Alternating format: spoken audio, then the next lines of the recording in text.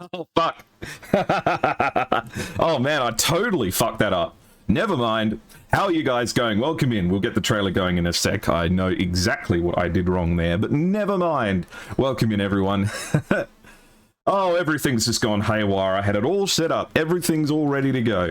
But that's the way the cookie crumbles sometimes. Welcome in, welcome in, welcome in to today's SATAC battle. We are going to watch inSky, the winners of SATAC 2023, facing off against the 76 Snowbird Squadron in today's SATAC Cold War battle. Okay. Well, we have to get the formalities out of the way first. So, first things first. Let's roll that dice. So, make sure that you guys can see it. Caucuses only today. 3, 2, 1. That is the mission that we are currently on. Even better, that is Sochi versus Mozdok. A classic SATAC map. And I will also flip a coin. Hopefully I haven't messed up my setup enough. In fact, they haven't picked heads or tails yet. Someone please tell me heads or tails. Put on the trailer. Well, I know exactly what I did wrong with the trailer. That's the problem. I changed the dimensions of something and I broke it. So I'll leave the trailer for Ace Windhover, who is going to be, oh my god, the biggest Twitch pop-up I've ever seen in my life has just popped up. So Ace Windhover will be the one who gets to show you the trailer today. Heads or tails?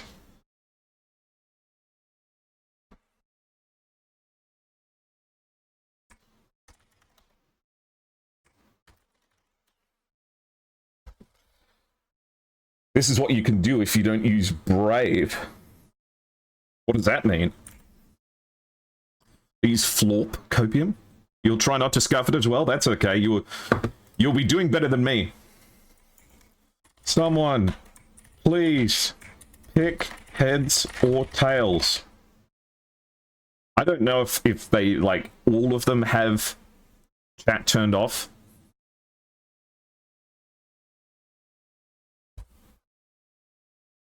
How you going, Spade? Hello, Honorby. What's the good word? What's the good word? Okay.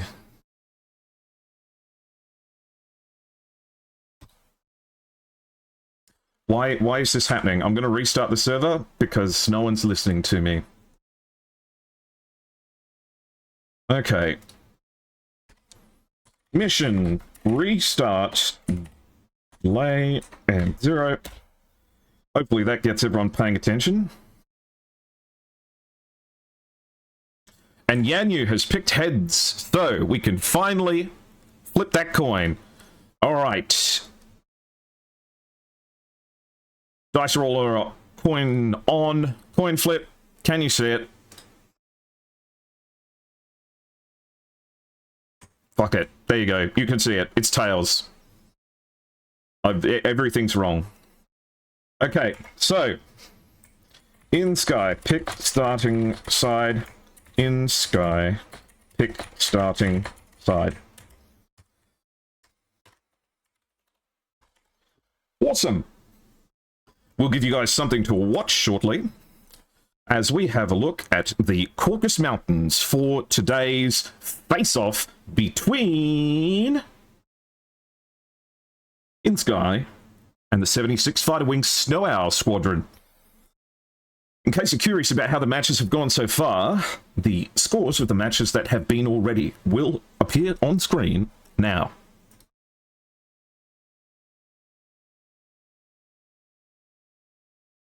So, nothing... Oh, in fact, I might have an outdated one. What about the other one? Okay, I've actually fucked up everything I could possibly fuck up on this stream, so that's good. You know, we're fine. We'll just pretend that's not happening, and have a quick look at today's battle area. So we are seeing Sochi facing off against Mozdok, a nice 202 nautical miles away. And it looks like the 76th have been put to the red side, with inSky choosing the blue. Already we're seeing some of the fast favourites of this competition showing up. The MiG-29s, always popular. And I reckon over here, it'll be F-16s in one of my favourite liveries. Of course, only winders on these F-16s, so this ought to be interesting.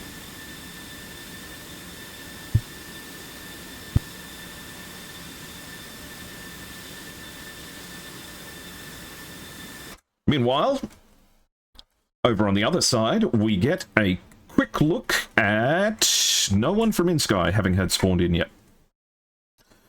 No dramas. If you guys were flying in this competition, which I have for the first time ever found myself in the position of, what do you think that you would fly? Do you think you would be a MiG-29 driver or an F-14 pilot? It'll be interesting for the F-14 heavy teams to eventually have to get to the stages where they must bring human Rios. MiG-21 or 29. I think the MiG-21 can work. I think you'd be at a disadvantage if you brought it, but I think you could get it to work.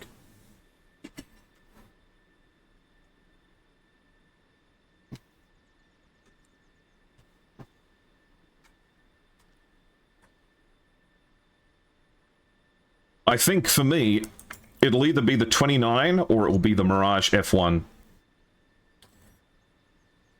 Now I just have to check one more thing. I'm all by myself now. I have to do all of my admin by myself, but that's okay.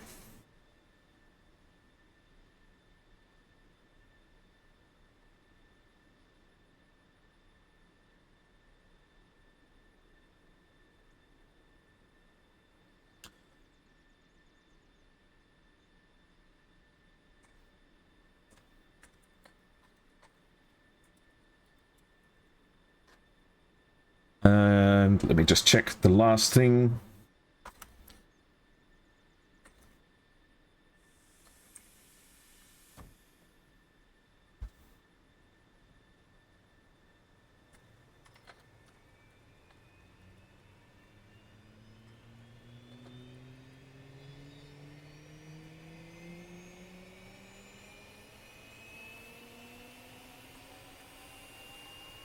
Okay, we are hearing those engines start to spool up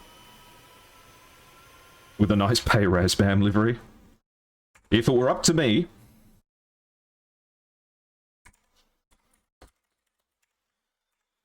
alright, on the opposite side, we have the first two members of inSky showing up, including a familiar face, Yanyu, part of the winning team from last year. What are you cancelling me for? I've been trying so hard. I've been on my best behavior. We've got an F-14A. Looking very pretty. And another F-14A. Ooh, I was hoping that they would bring F-14s. Because inSky is the kind of team that's going to come into this with a very, very solid plan. They might not be the most formal of squadrons when it comes to something like flying formations and all that sort of thing. They are purely focused on battle tactics, and they practice them a lot.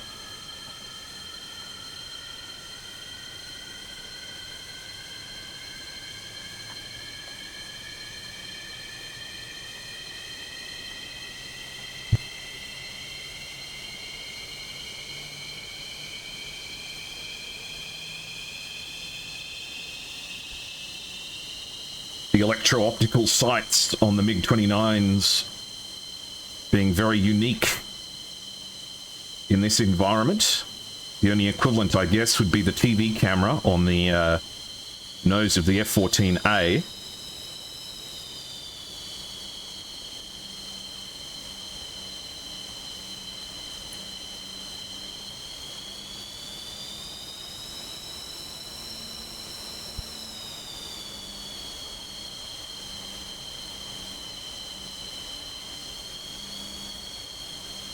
one interesting thing that we've seen in the matches so far is the lack of killing power, for lack of a better word, that R60s have. Very, very small warhead in this very, very light missile, also attached to a wide variety of aircraft, including helicopters. This, of course, would be the R60M variant, which is nitrogen-cooled as opposed to Peltier cooling. And then on the tips of these long missiles, we have the Fox 1 R27. Not the R27ER, just the R27R and R27T, should they want to take it. So let's have a look. Is everyone bringing R27Rs and not E variants? Looks like everyone's going for the radars. Okay. They probably have an overabundance of infrared missile capability with these F-16s.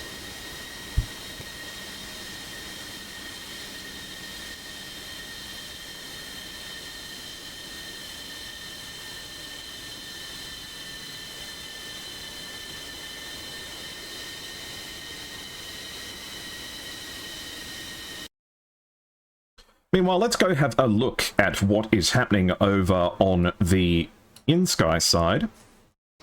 Let's see if we can spot some familiar names, like A Cup of Liberty, Yanyu, HTWJ, veterans of many SATAC matches.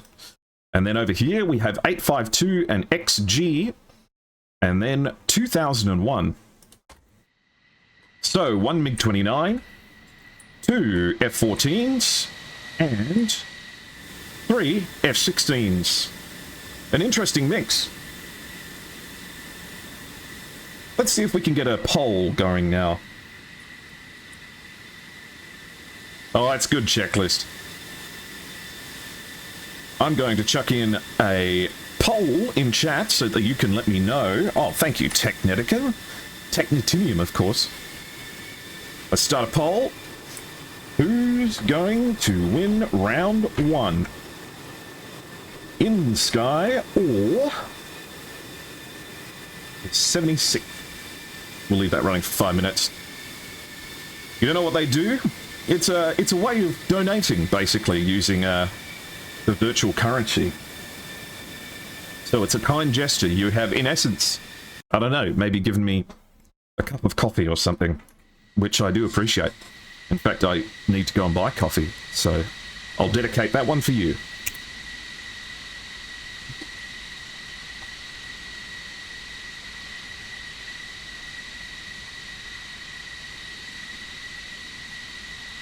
Average Gatsby, thank you very much for the follow. If you guys want to help increase the reach of SATAC Cold War, one of the effective ways you can do it, if you've got a Twitter account, is to interact with the going live tweet.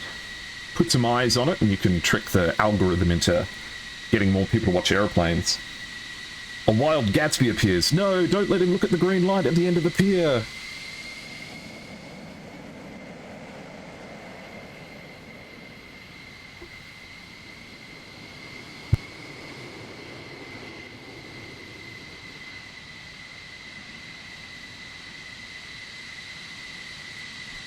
Hello, Midnight Fox. Welcome in, welcome in.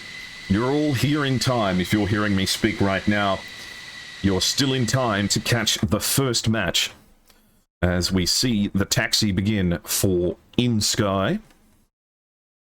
And we see the last members of the 76th gradually getting into position. Looks like the F-16s lead the way.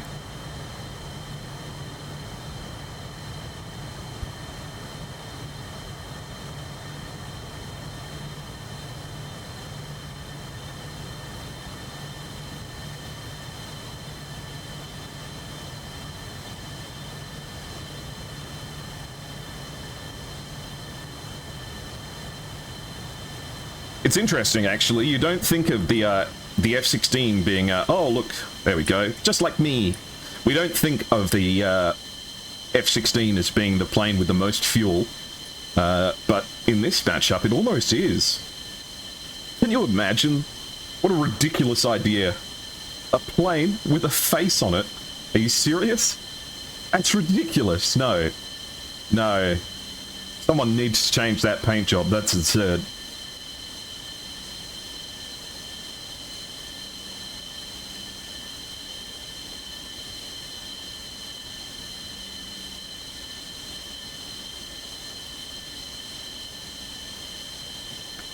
Okay.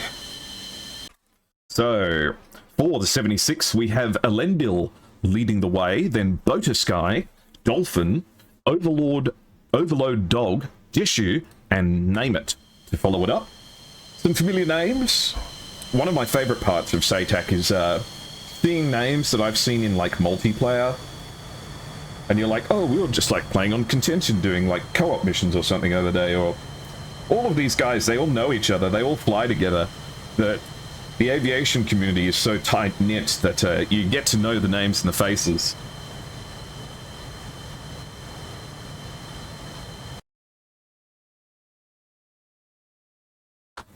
Alright, looks like the 76th is getting close to being ready. Meanwhile, looks like inSky is making their way as well. Excellent, we love it. We love it when teams get their act together in a good and quick way. Which of the planes in these lineup would you say has the most effective amount of combat fuel? And by combat fuel, I mean like, obviously planes get different fuel economies depending on how high they are and how hard they're fighting, but I'm talking like lots of afterburner, lots of low down work, lots of, you know, hard maneuvering, energy fighting, all that sort of thing. Which is what I would call, in air quotes, combat fuel. Making sure that you leave enough in the tank to be able to get home. I'd say the MiG-29 has quite a low amount of combat fuel. It really needs to get in, get its business done, and be on its way home fairly quickly, because it drinks fuel. The F-16, I feel like, has pretty good staying power, but it sneaks up on you with how much it's using. The F-14 seems to be much in the same court. So I find the F-14 a little bit sluggish if it's got too much fuel in it.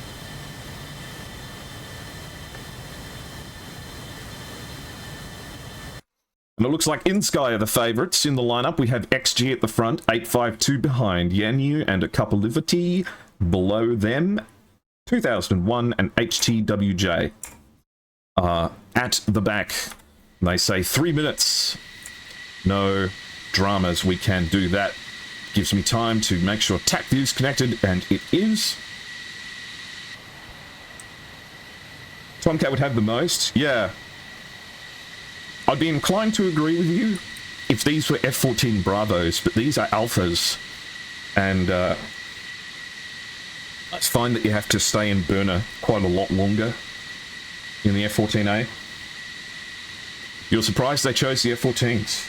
Explain that statement.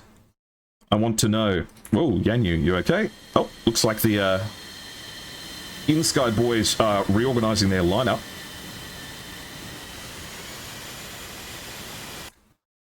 Alright. Cool. And over on this side, everyone is all lined up and ready, but I'm sure it's just last fuel checks here at the moment. The all-important fuel, just the dozen litres you might have burnt as you taxied over to the runway, might be the difference between life and death. These big old fuel tanks. I mean, just think of how much fuel must be in this tank, and think about how quickly it gets used. I mean, you can use this thing in like a minute and a half. That's almost faster than just opening the cap and pouring it on the ground.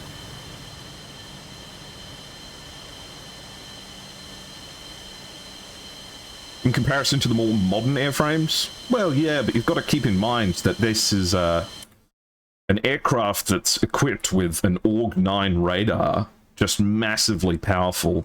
The eye of God, in a situation where these players are having to fly with GCIs, so all of their information about enemy positions will be coming from the player who's filling in as their AWACS. Whereas the F-14s can set up fighter-to-fighter data link if they want to.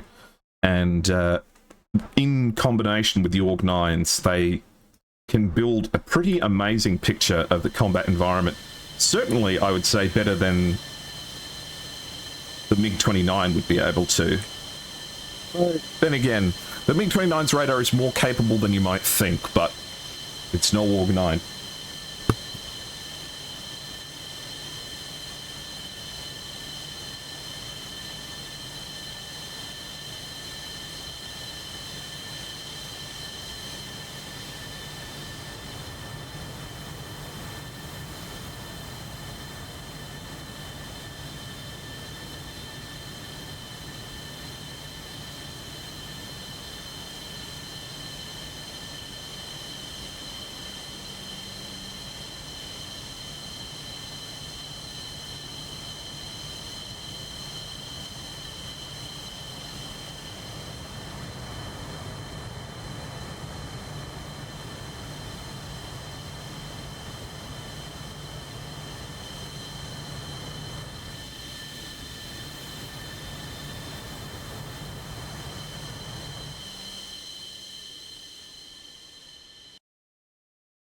Alright, I think we're getting pretty close to go time. Have inSky reorganized themselves anymore? It looks like they want the MiG-29 in front of the F-16s.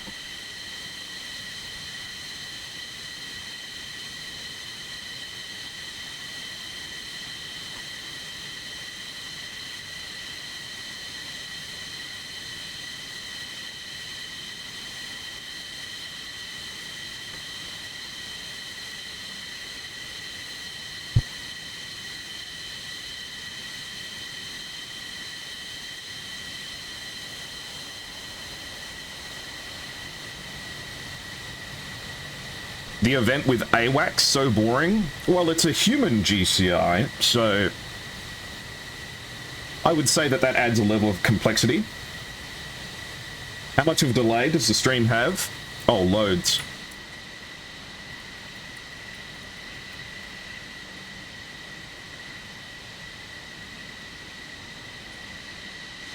Just make sure that inSky is still ready.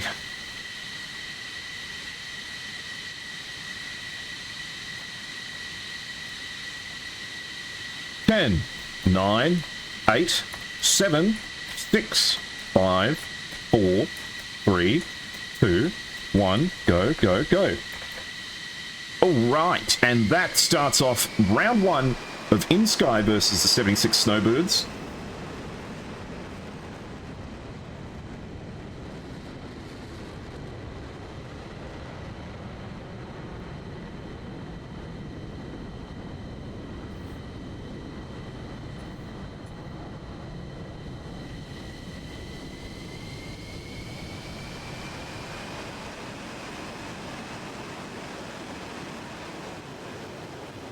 Yeah, GCI is, in essence, what we would call an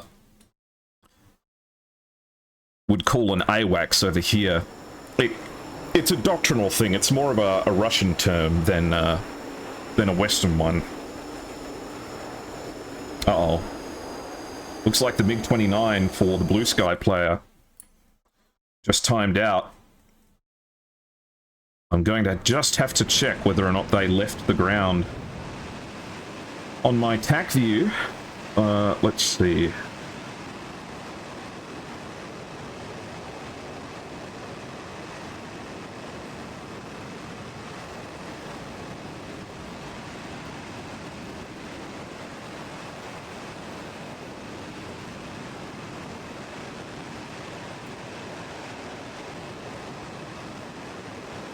One may be needed to check with the officials. But that's a man down for inSky already. I don't think that will slow them down, though.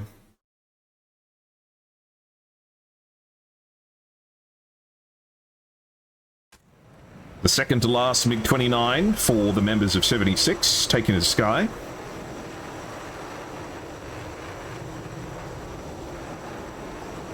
A deadly-looking aircraft.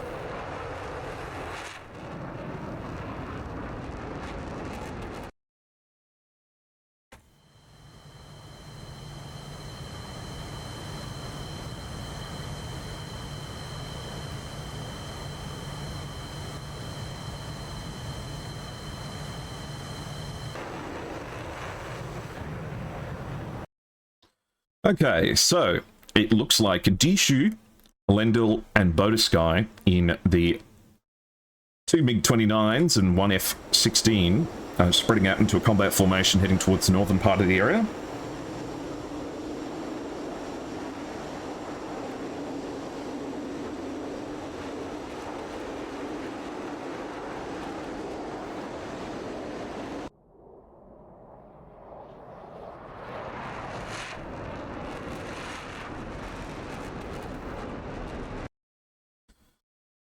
And Name It has made it off the ground as well, staggering themselves in. It looks like Overload Dog is heading down towards the mountains by themselves. A very familiar piece of terrain for all of the players of SATAC. I know I've done fighting down here. I know you've done fighting down here. What more could you want in some terrain?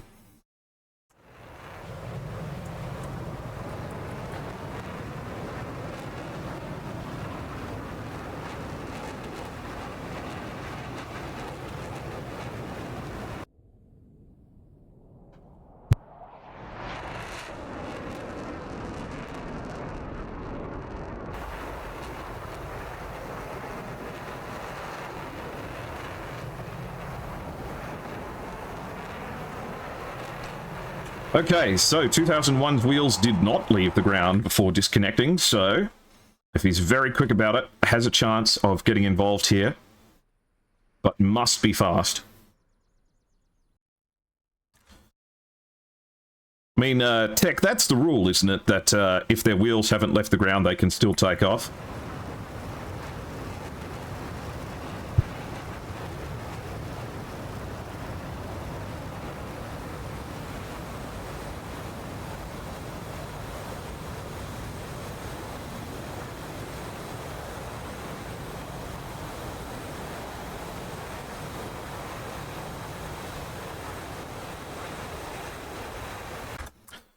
All right. So XG and 852 in the F-14As are heading up high and to the north. Not necessarily unsurprising. They do have quite an advantageous radar to work in the flat terrain that's more prevalent up there. Whereas the F-16s appear to be peeling off and beginning to head down for the mountainous terrain, where they will no doubt be able to get well within missile range of those AIM-9 P5s, or Ls, I believe they are.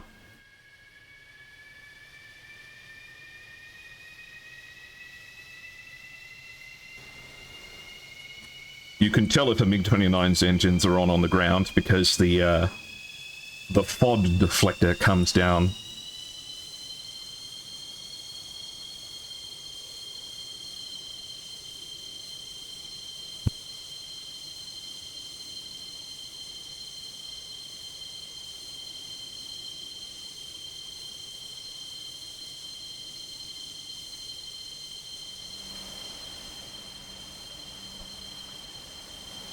Not exactly where you want to have your hands and head and face. But once the engine gets up to speed, this inlet cover shuts down here, preventing any debris from the ground coming in. And then these shutters up the top open up to allow airflow in from the top of the engine, as you can see here. So you don't take off from a dirt runway and inhale a shitload of dirt and sand. Meanwhile, the members of 76th are getting up quite high, getting up to 33,000 feet.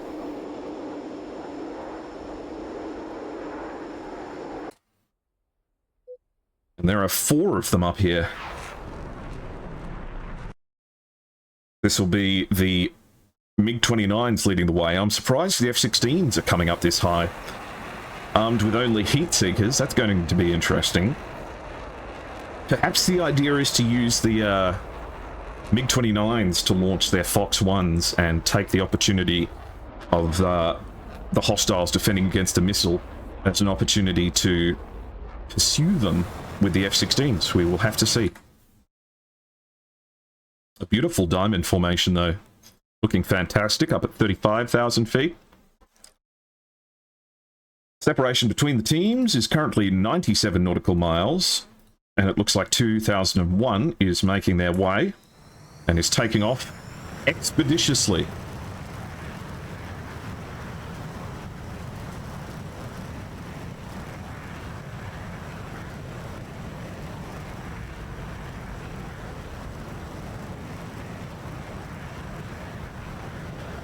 The afterburners do look a bit shonky if you look at them from behind. It kind of looks like a repeating PNG. Though I guess that's not far from what it's like.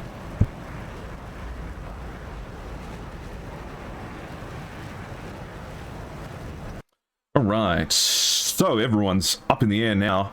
Though I think 2001 is going to want to take it quick to try and catch up with his teammates before the fight happens without them. 80 nautical miles now. The F-14s of 852 and XG only at 26,000 feet, so actually not nearly as high as their opponents.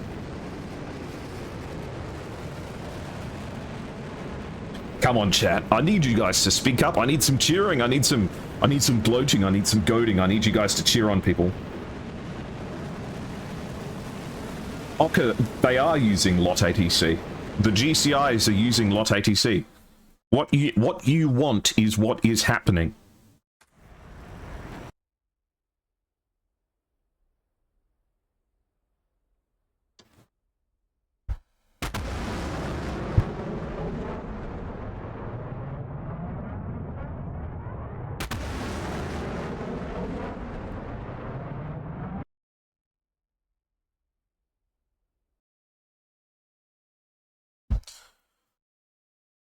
Only 58 nautical miles now. Interestingly enough, it's a F-16 leading the way for them. There are no ground objectives. Well, let's talk about the rules for a second. So what you've just seen is the two teams take off from their equidistant airports.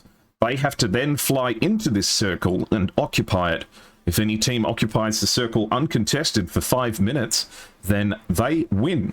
However, what's more likely is that the two teams will meet each other and engage in aerial combat and... what the... hello? My guy, you're at 41,000 feet.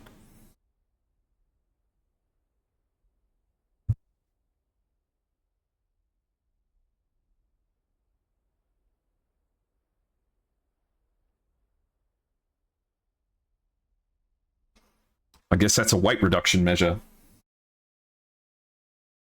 It was hot. Fair enough, fair enough.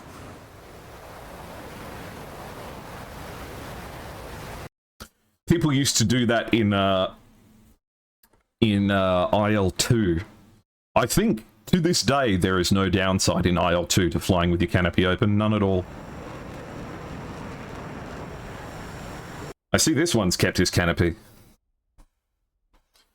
The plane that I accidentally fly and rip the canopy off the most is the MiG-21, because you have to flick 2 switches to make it work, and the amount of times I forgot to pressurize it.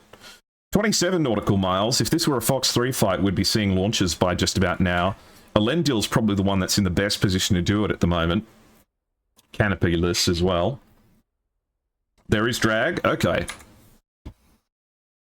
Good to know that there's room for one of my favorite performing arts, and the first one to fire is a F-16? Interesting. And an R-27 from Elendil comes off the rails in response. This missile, infamously fast. You can just see the trail of the inSky F-16 heading down now. This AIM-9 has been completely evaded. It did have legs, though. Interesting long shot there. It would have intercepted Elendil right about now and would have had the energy if it stuck with the lock, but it evidently didn't. This missile, if it were going for Yanyu, would stand a chance, but such as it is, it's not. Yanyu launches an AIM-9 and immediately starts barreling it straight down. Elendil's going to have to be careful with this one, as it does have lock. But should be easily beaten by a few countermeasures, or even just some hard maneuvering. The missile goes stupid. An AIM-7 comes off the rails from XG.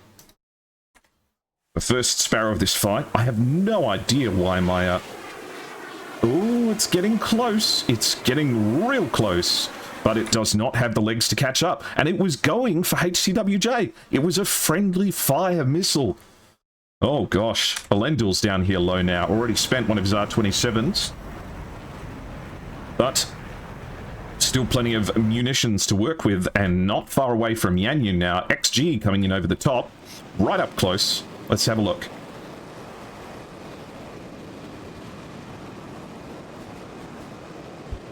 Countermeasuring hard. Elendil and XG are about to merge with each other. Elendil has a missile out on him. 2 missiles now. Both Sparrows. And he's way too high and not going fast enough. Not during countermeasures. These missiles may catch up. Oh, Elendil goes down. That's the first loss. And it is XG taking down Elendil. Dishu now surrounded on all sides by jets. Has an AIM-9 coming in for him. Launches an R60. Gets impacted. Is that R60 going anywhere? It is not. That's another one down. SATAC and Name It are still in the fight. Overload Dog is going along. This R-27 heading for 2001. Flies underneath him. It didn't have track anymore. The members of inSky now quite low and in close formation, hiding in amongst these mountains, with the remaining members of the 76 very high above them. Overload Dog is flying up here with R-60s. Bet he would kill for another R-27. SATAC coming face to face. Launches an AIM-9. The two of them launch against each other. Launch countermeasures. Both missiles get trashed at that range as well. Incredible. Name It launches at 2001. This missile actually only has to travel about 10 nautical miles. XG facing off against Dolphin. Dead ahead. The two of them spearheading against each other. Multiple missile launches. Looks like XG's missile hits the mark, and so do the ones fired in response. And now 2001 has to contend with this missile coming for him. Looks like it's lost track. And Overload Dog is right behind a Cup of Liberty.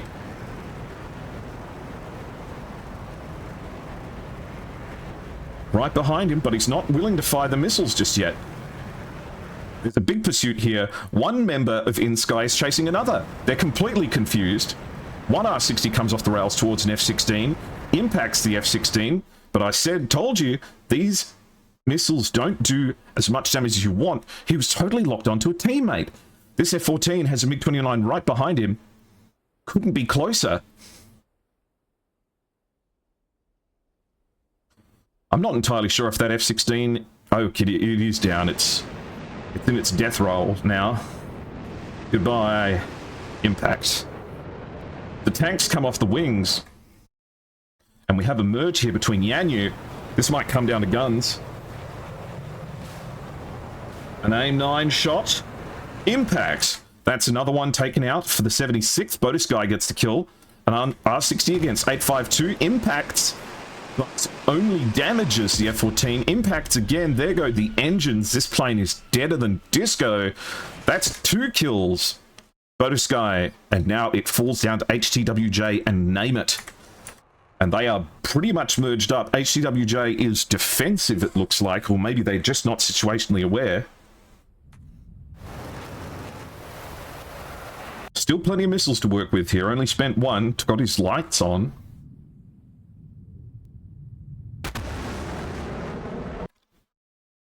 HTWJ. SATAC's right in front of him.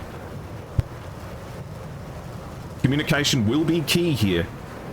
These teammates have to figure out where they are and where HTWJ is.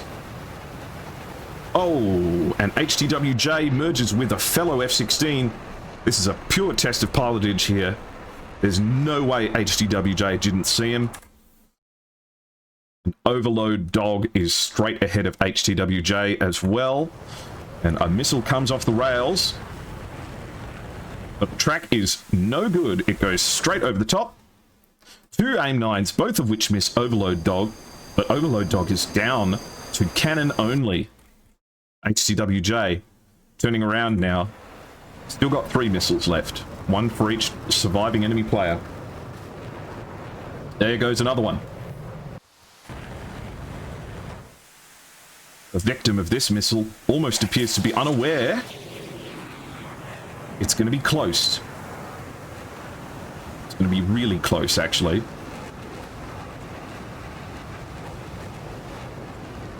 Not quite. Another AIM-9 comes off. This one also going for the cold one. This one with much more energy. Impact. HTWJ gets a kill and is straight on the 6 of another. Whoa, okay. This is as close as it gets. 1 missile, and I think that is the MiG-29 with no missiles left behind him. No, it's Name It, and Name It still has 4 R-60s. These R-60s can pull. I don't know why they're not firing them. This is Name It's battle to lose here.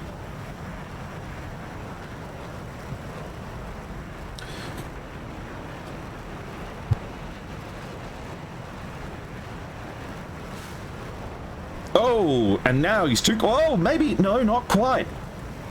He just needs to pull the nose around far enough. But he's on the very edge of his stall speed, going 210 knots, pulling everything he's got, but that might have the legs. Impact. HTWJ goes down with Name It scoring the final kill.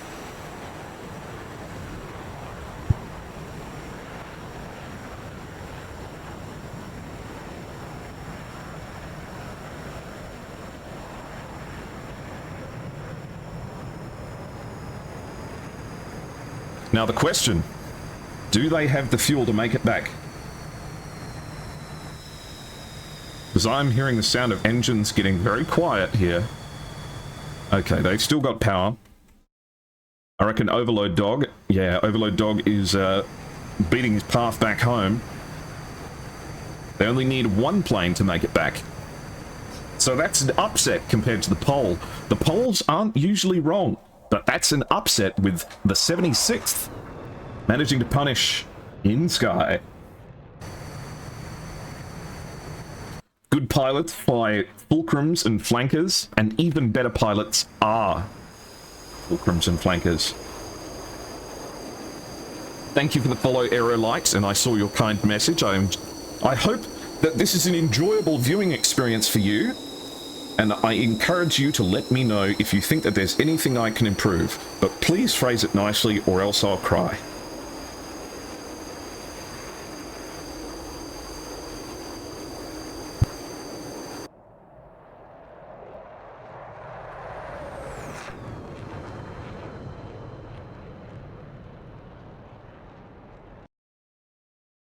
So the journey back is looking like it's going to be about 90 nautical miles. Let's check the TAC view. Clamp the FOV down a bit. I don't even know how I'd do that. Looks more cinematica. Understandable. So, the first shot of the match actually came from Yanyu. No, actually it was a Cup of Liberty. Right control. Okay.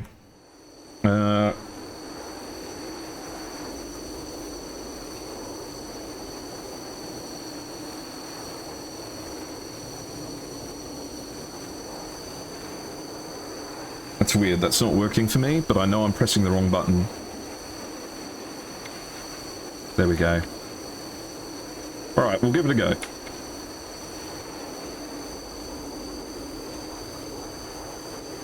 No, that's alright.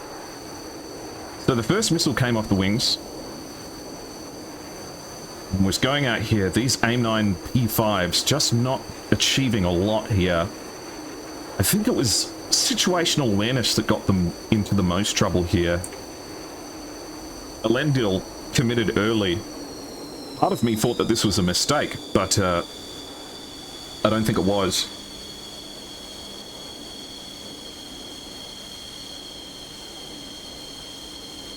With Elendil heading in this this aggressively, part of me was like, ooh, you're kind of getting stuck in the middle there, but it did almost pay off for the other members of his team. These AIM-7s One of them actually managed to get defeated, but XG managing to establish the Sparrow is still useful, taking out Elendil, but Dishu coming in right behind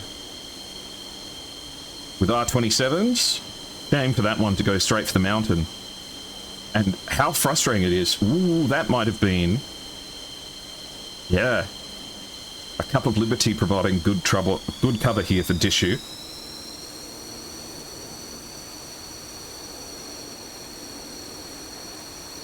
inSky had their composure down right here. This cleanup of Elendil and Dishu here was fairly clinical, and it felt very much like they were in control of the fight. But I think it was Overload Dog caused them a bit of trouble because came in at 45,000 feet. It's a shame that Overload Dog didn't commit with this R27, because it probably would have had the energy to get there, and you could have turned in against 2001, but by this point, as we knew, he was down to R60s. Okay. But Overload Dog, this is bizarre happening here. A Cup of Liberty here manages to see 852 and just locks on to 852 for a really long time. I mean, how far is this? 3.5 nautical miles, 3 nautical miles. By this point, you should be able to visually see that that's an F-14, especially when it's sight onto you like this. I don't know why Cup of Liberty was so keen to slot in behind 852, and why neither of them realized that Overload Dog was right behind them. One R60. Then Overload Dog comes down here.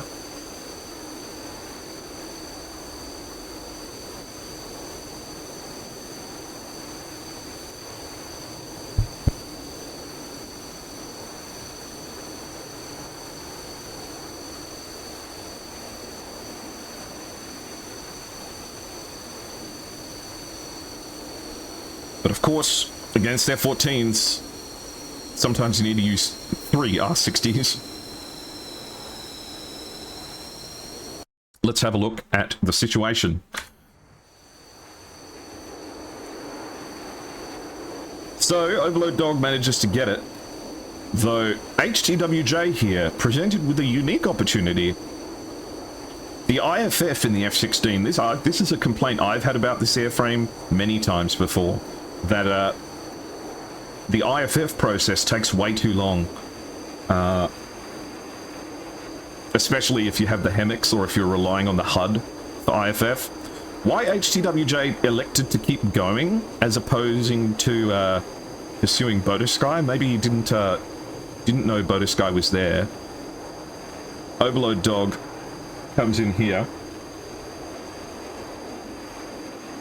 Manages to actually dodge 2 AIM-9 P5s. Bodisky comes in, and I think misidentifies Overload Dog as HTWJ here. Realizes he's in trouble, but has clearly run out of flares, or is running out of flares at this point. Is this the one that didn't quite have the legs to make it, and then the second one followed it up? Yes, so the second launch was insane, but once again, I think Name It thought that he merged here with HTWJ and pursued Bodisky because he just couldn't have picked a worse way to turn.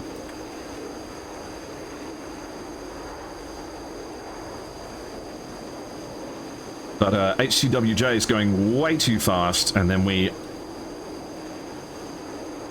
check out which of these pilots has most recently watched the Art of the Kill, and finally Name It manages to pull the nose around just enough to get an R60 off the rails. Very nice. And now you've taught me how to do this, I'm going to be sitting here going, woo, woo.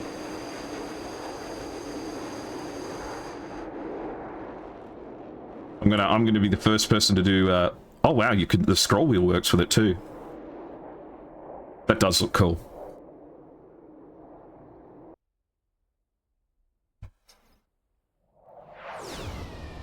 Oh man, that's fantastic. This view still remains my favorite. I love it when it's pinned to the aircraft like that.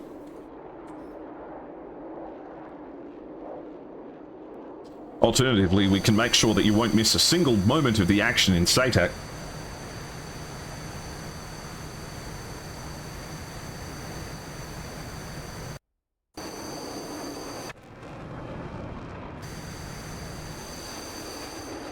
I need to rebind all of these camera controls. How far left to go? Looks like Overload Dog is beginning their descent. Not into madness, but potentially to the airport.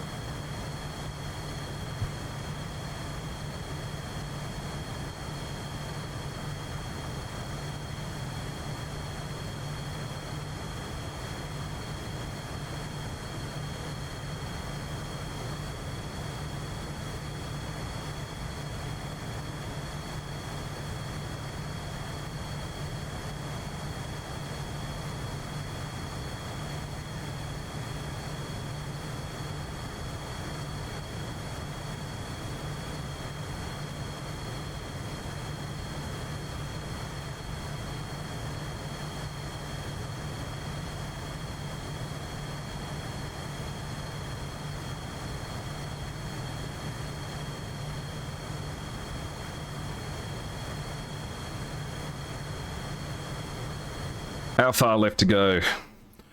Just a hop, skip, and a jump. 20 nautical miles, and he's at 22,000 feet. Even if he's dead out of fuel, he should be fine. And it's a beautiful day in terms of weather.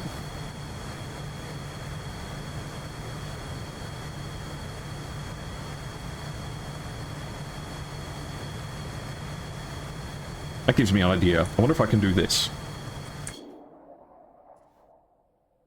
Actually, it's a bit far.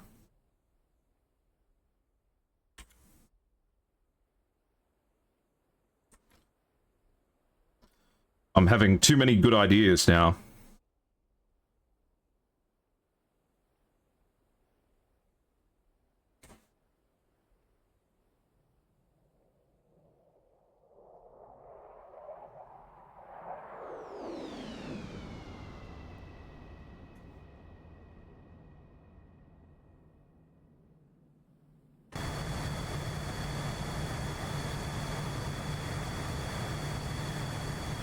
I'm getting the hang of it. Is there a quick way to reset the F4 camera position? I forget.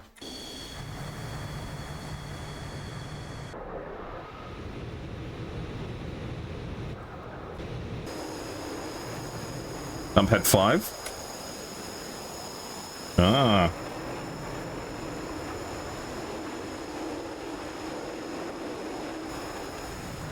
I'll give myself motion sickness if I get too excited with all of this.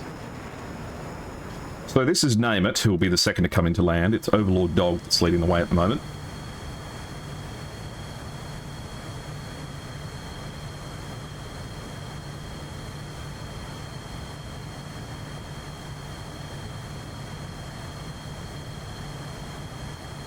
Well, Mkasu, I would say the juice is certainly worth the squeeze.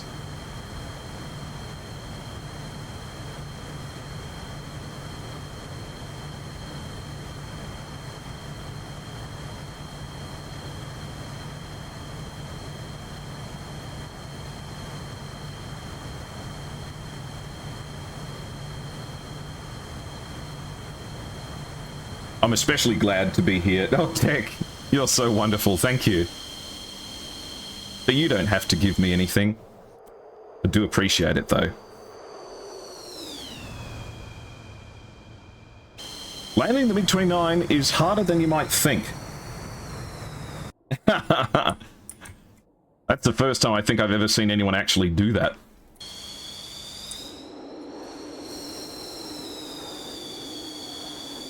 Fix the graphics. I'm sorry. I will, I promise I will. I've been too busy helping make sure that Ace and Mika's streams look beautiful to do it myself. That looks like a safe landing to me, boys. I don't know about you, but that looks safe. I reckon that the first round of this SATAC match is going to go to the wonderful people at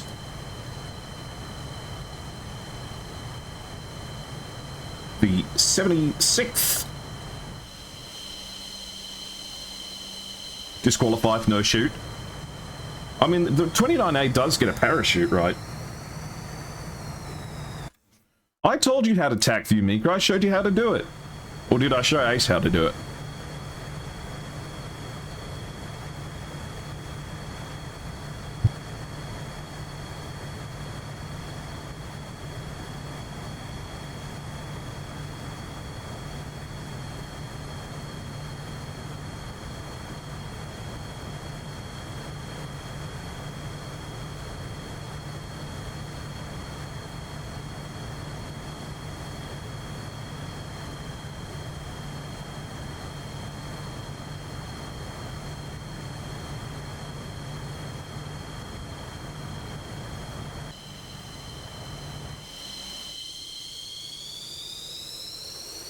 Looks like Overlord Dog is comfortably making his way onto the grass. The MiG-29 can be allowed to play in the grass for a short period of time. So long as it has its fog deflectors down, then it's fine. You've got big tires, you know, it's fine. Olo to you, shorty guns. I hope it's a beautiful day in Metrocity.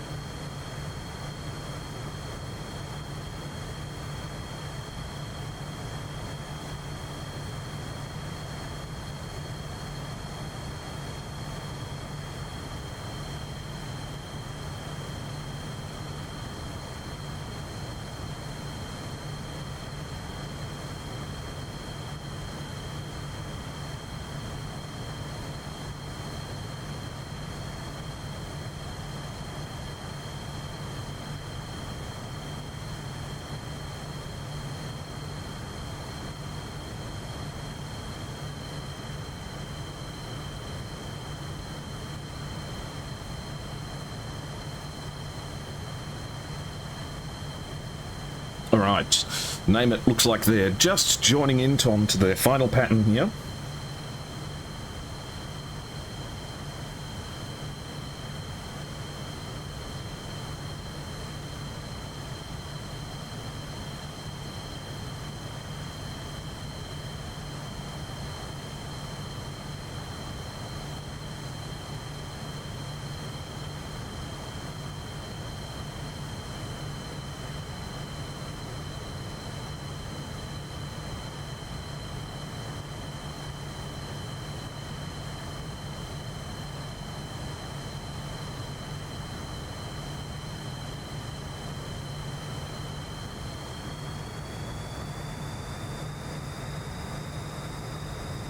The weather outside for me today has been bizarre. It has swapped between raining, bright sunshine, being really cold, and now it's quite warm. So that's a pretty standard English day. I've always wondered, question for the plane nerds here. This thing, this part of the MiG-29 that's a different colour here on the front, it's always distinctly a different colour, no matter what the airframe is. I wonder what they are. Are they like radar warning receiver sensors? No, because those are somewhere else. I think that's what these are. I have no idea. Oh, here we go. Antenna. Antenna. Okay, so maybe it is part of the maybe it is part of the electronic warfare system. Because I thought that the radar warning receiver was this thing on the back. but maybe I'm just making things up. I don't know. Or that's just a light.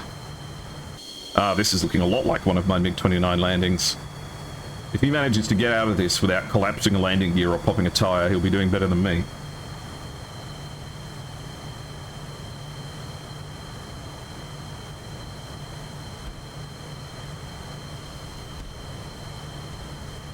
Hey man, if it works, it works. And it worked.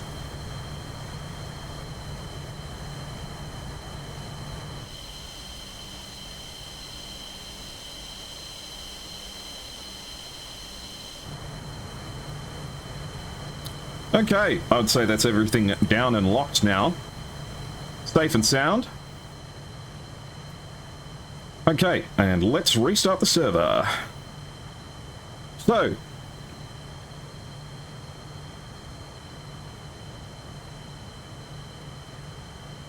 welcome back, guys. Now is the perfect opportunity to get yourselves something to drink, go to the bathroom.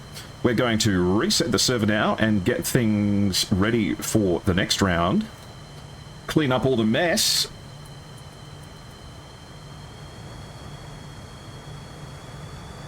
Mission.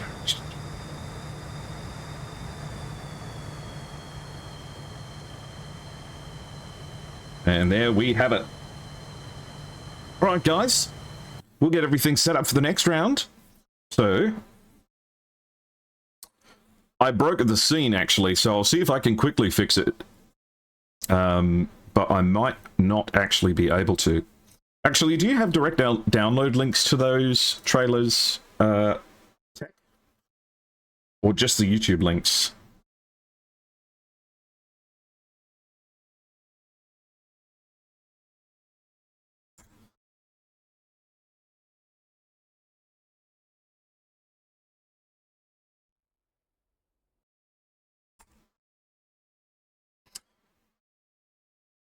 Let me see if I can just mash something together quickly here. We'll be right back.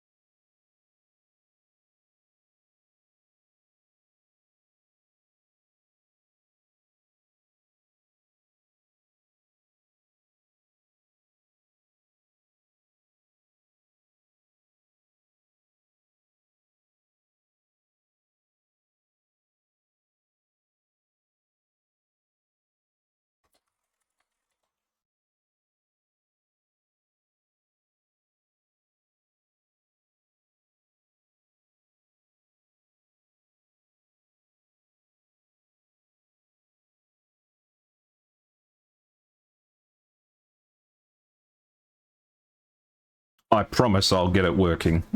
I'm so, oh my god, I'm having a rough go of it today. Redonkulous. Okay. Well, with all of that faffing around enjoyed, then I'd better actually give you guys something to watch.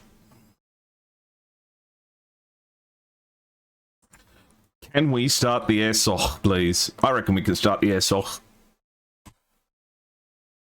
The teams have switched sides. inSky are now flying for the red team.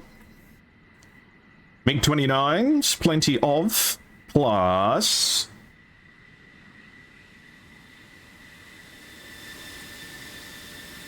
the F-16. And we got some F-14 action with the Sparrows looking good. Just make sure that the expiry date hasn't passed. Looks good. Warhead section, guided missile, high explosive, WAU 17A/B. Perfect. We have XG, Yanyu, HT, and 2001 all spawned in and getting started so far. Meanwhile, for the 76th, we have Botasky and Dolphin, plus Dishu, Name It, Elendil, and Overload Dog. Overload Dog securing the win for the 76th Snow Owl Squadron.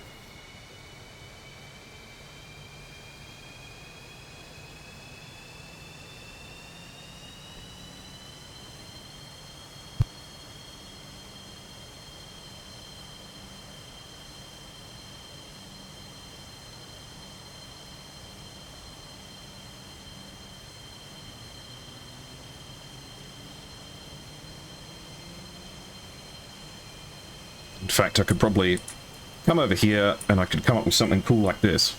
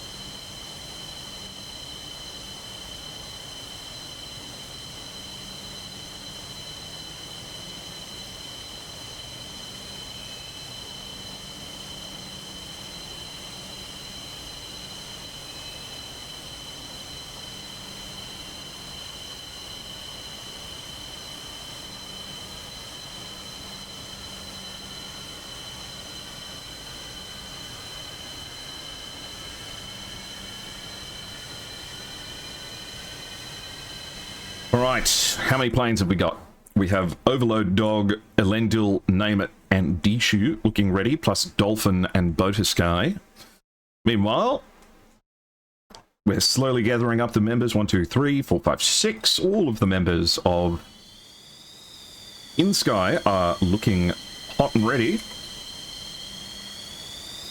I definitely need to rebind all of these.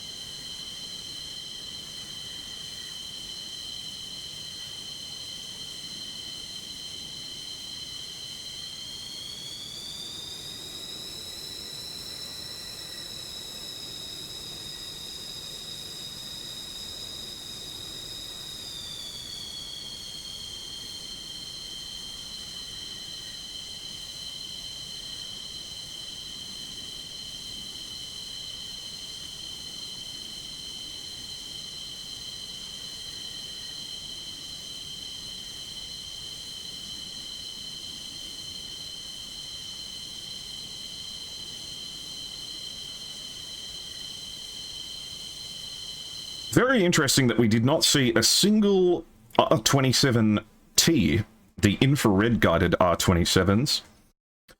I would have sworn that we would have seen at least one, but evidently that's not the play. Though I find that people tend to like to take them after they've had a few unsuccessful R60 shots.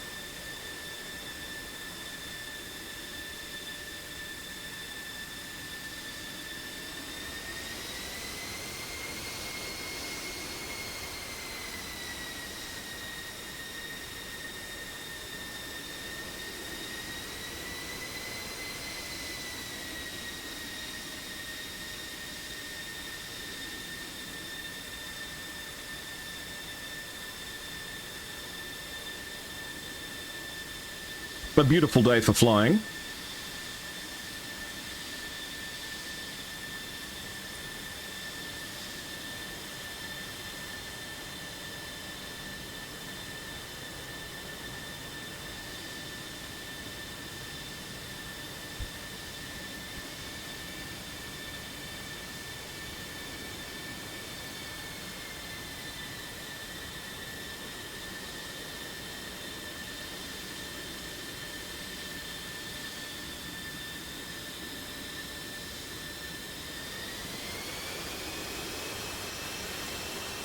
You wish you knew how to PvP? You've been learning the Hornet, and it's a lot to learn.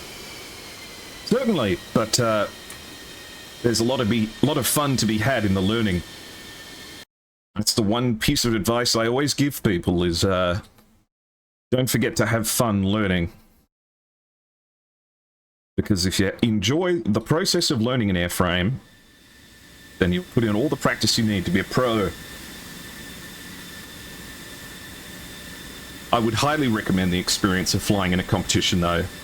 Outrageously good fun.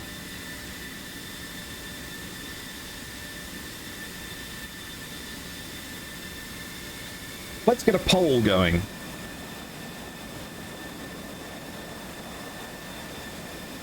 Don't forget to cast your votes for the team that you're here to support.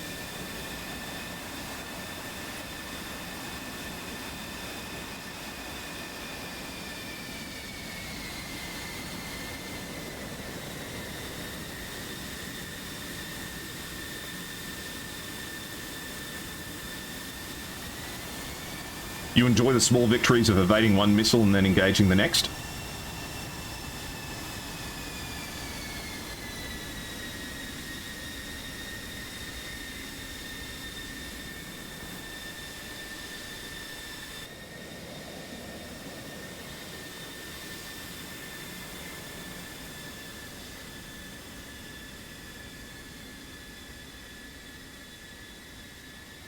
But before long, I'm sure you'll find that you're going from evading one missile to evading a few missiles, and then a few more, and then a few more.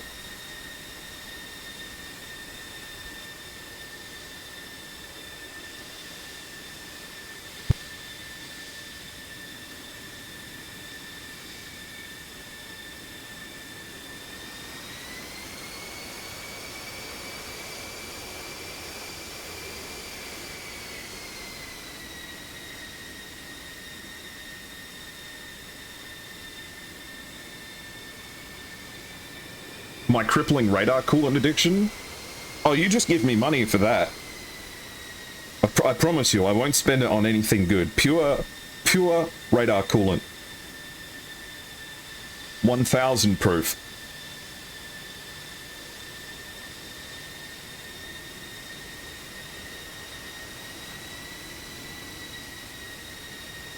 You know what I could go for? I could go for some cheese. Some expensive, fancy cheese.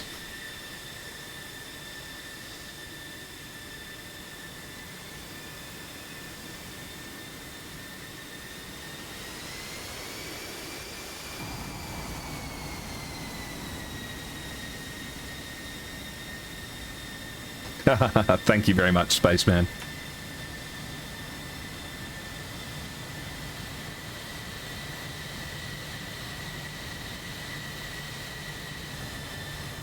And thank you for the follow, a modern mercenary. So, We have HT 2001, Cup of Liberty, XG, Yanyu lining up, HTWJ, the last to come.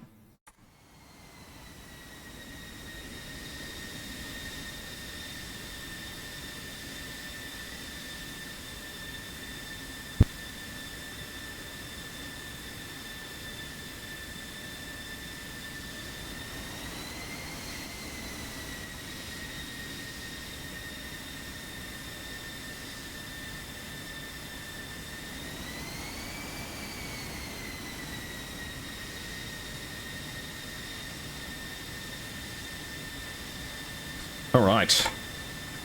And inSky reports ready. And they look ready. How are we looking over on the blue team? Also looking pretty good.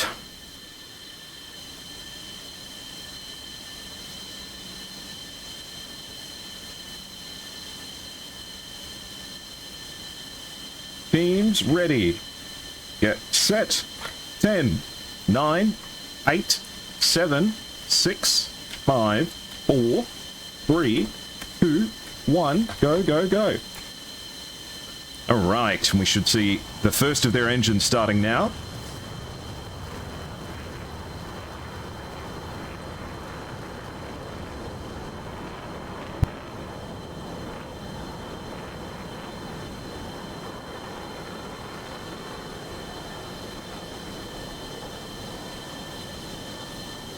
Spectacular. And up they go. With his friend following close behind. Gotta be careful of that wake turbulence.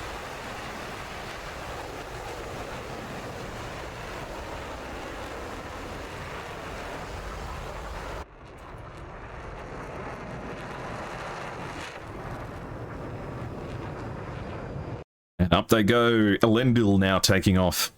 Got good work done in the first round, the members of the 76. Now we just need to see if they can keep it up.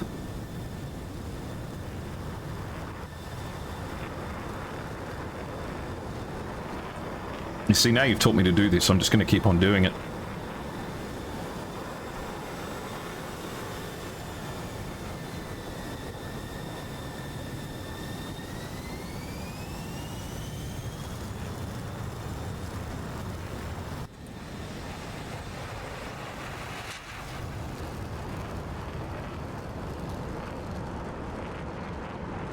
And looks like inSky is still the favourites in the polling, believing that the first round was a fluke. There is still plenty of fight left to happen here. HT leads the way. The A50s providing Overwatch. And name it. One of the heroes of round one. The last one to take off.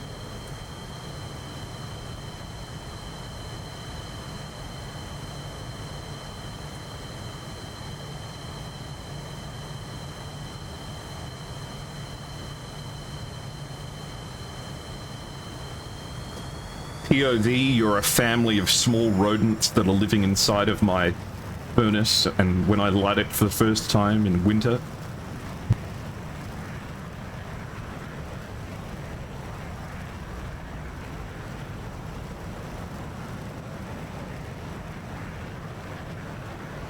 That's all wheels up for the 76th.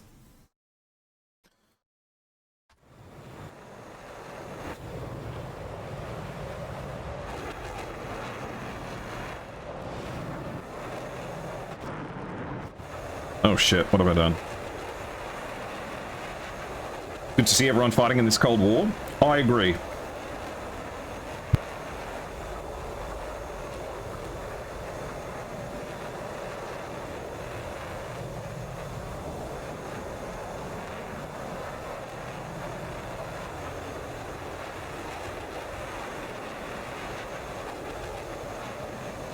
I wonder why he's got his boards out. Does he know he has his boards out? He done got his... Ooh, he's after... Ooh. Now, do we think this is intentional? Because I have done this before.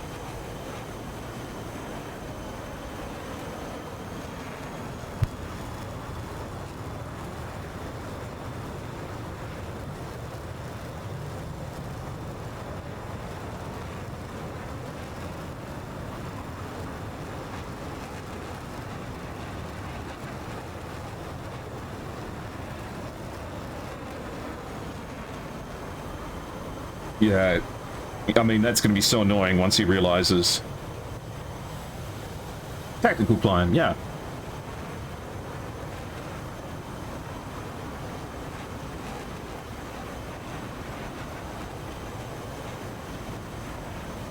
Now, I could remind them.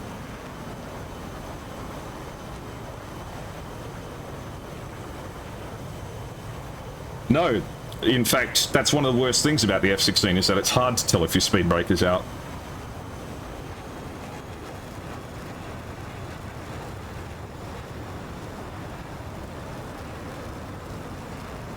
Don't tell him? Alright.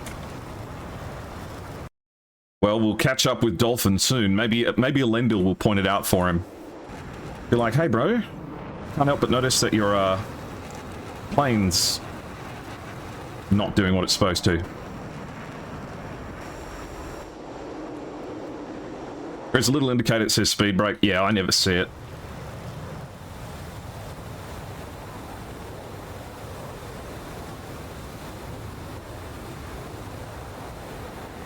Oh, he's got it. Perfect. It all makes sense now. No, he's not closed them all the way. There we go.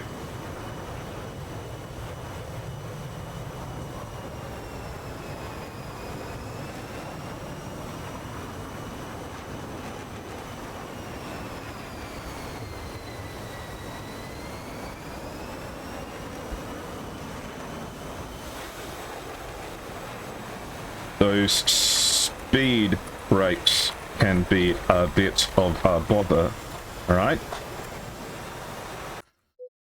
And it looks like inSky has entered the circle with HT.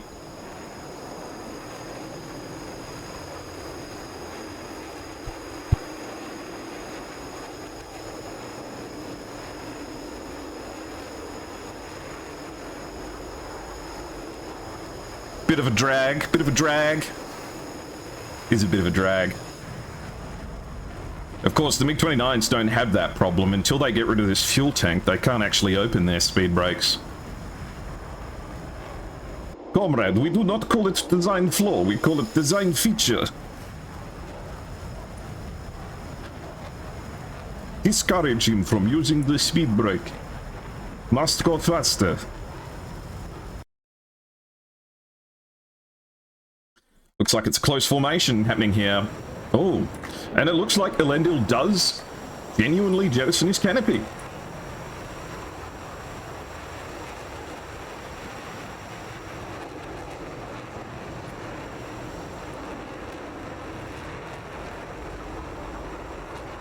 Here's the problem.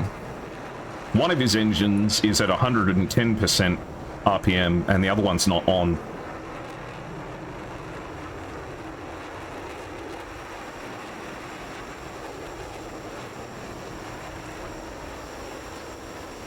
Accidentally farted inside the cockpit.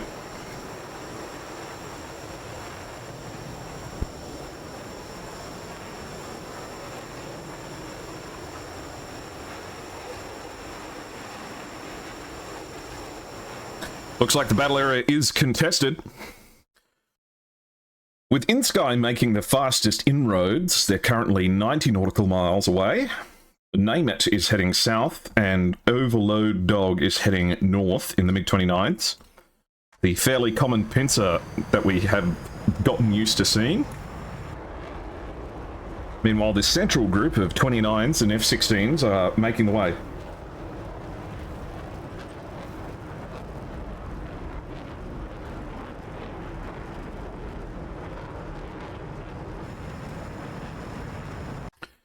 Not quite missile range for anyone yet, but they may start picking up distant radar contacts. 76 nautical miles now.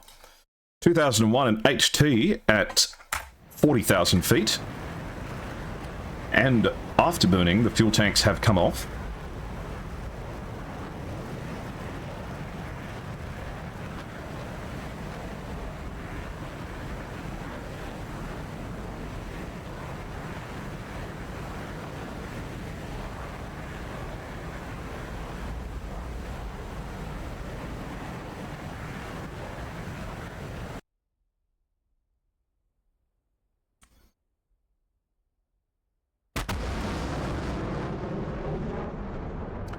Absolutely hauling.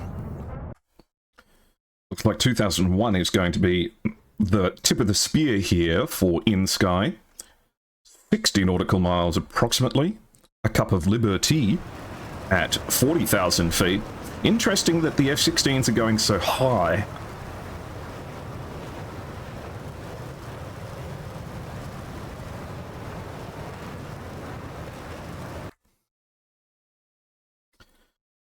The 76th formation is looking pretty close.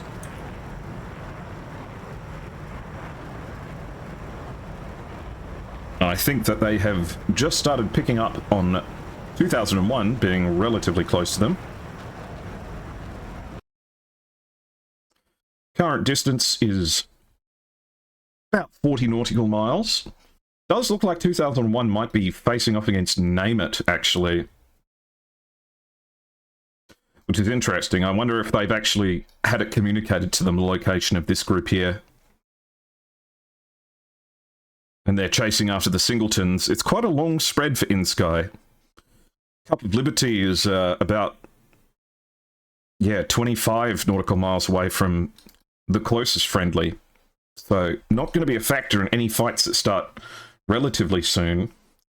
The MiG-29s are now only 20 nautical away from 2001, who's running the risk just a little bit of being pincered here from two sides. His target, which appears to be Name It, is not hugely far away.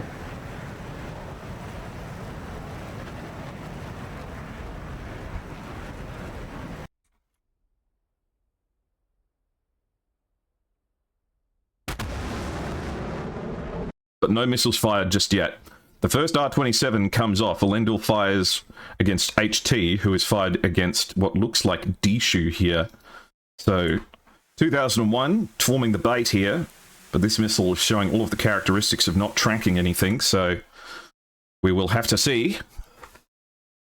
There's a small insect in my room. This R-27 is probably... Elendil's probably going to overtake this missile in the sky.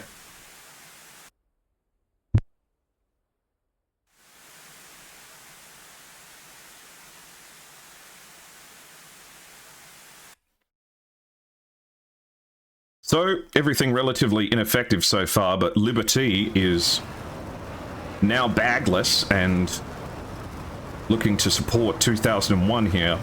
Only with the AIM-9s, though, launching some countermeasures.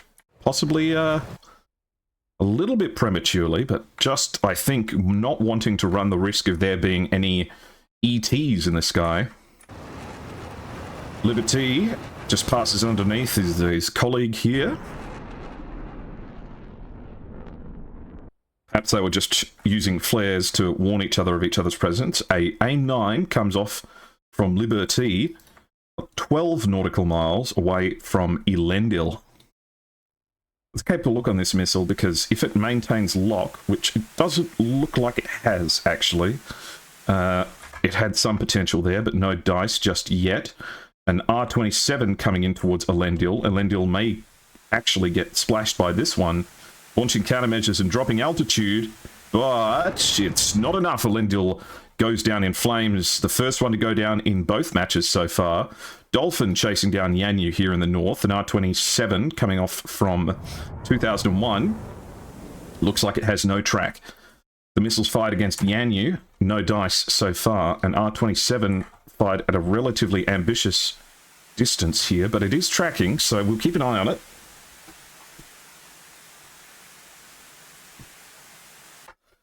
Still losing speed too quickly. Looks like 2001 has found Dishu and is chasing after him.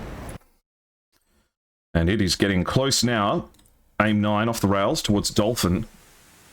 Head straight for the mountains. Kaboom! No bingo. And the R-27 flies overhead. AIM-7 launched at Botasky. But it's having to deal with some very thick air. It is tracking, but it's not going to have the legs to catch up. That's a no-good missile. 2001, trading missiles back and forth with Name It. Fires a long-range R-60. Overlord Dog, once again, very high above everyone in the playing field, but right in the mix with them. Neither pilot willing to quite contend with each other. Dishu passes within spitting distance of 2001, but it looks like the two of them have not spotted each other. No dice just yet, but 2001 might actually have found them. Okay. Dolphin now having to contend with the AIM-9 from Yanyu, launching some countermeasures and climbing. Launching more countermeasures. I reckon that missile will be trashed. All good so far. Overlord Dog providing a juicy target for Liberty and XG if they can catch up with him, which may be trickier said than done. HT loses an R27. Makes it off the rails. Looks like it's heading for Dolphin, who's going to have to evade this. He's getting down low and launching countermeasures. Can't have too many left. Radar warning receiver screaming out instructions here. AIM-7's come off the rails, and it looks like they have chased down their target successfully, and Overlord Dog, the victor of the previous round, manages to get splashed. Two AIM-9s coming in for Cup of Liberty. You see one of them splash down into the ground right next to them. Liberty might actually be done for here. Going supersonic, missiles traveling in the air, going straight for him, but actually manages to get away by inches. Dishu faces down against HT and launches a missile, a 27R. Has it got the legs? It does, and it impacts its target. Dishu gets the kill, launches another missile off the rails for good measure. XG closes in right with another member of 76th. It is a dogfight with some missiles going in the air. Name it about to get in trouble here, but manages to countermeasure the missile, which you see just briefly pass behind him, and dodges another missile. He has Cup of Liberty right behind him here. This is as close as it gets. The gun being used, and guns hit. Name it gets splashed by guns here. A flaming out engine, not dead yet, but is going to be in serious trouble. That plane is going to be difficult to control. Dishu gets splashed by an R60 here, and it's looking pretty comprehensive for inSky as the F-14 chases down the sole remaining F-16.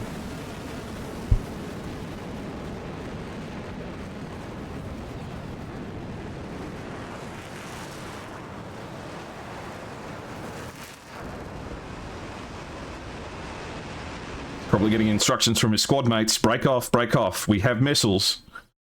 No need to take the risk. AIM-9 comes off the rails for Dolphin. And this one's going to be tricky to get away from. Dodges one missile, just pure kinematics, but does not dodge the second. And becomes an explosion. And that's it.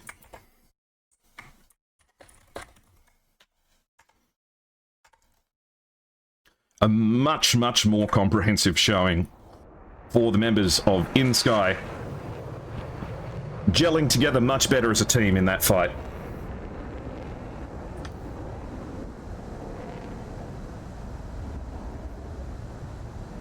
And you know what? I think AQA is out of fuel. Oh, out of fuel. But that's okay. Only one plane has to make it back.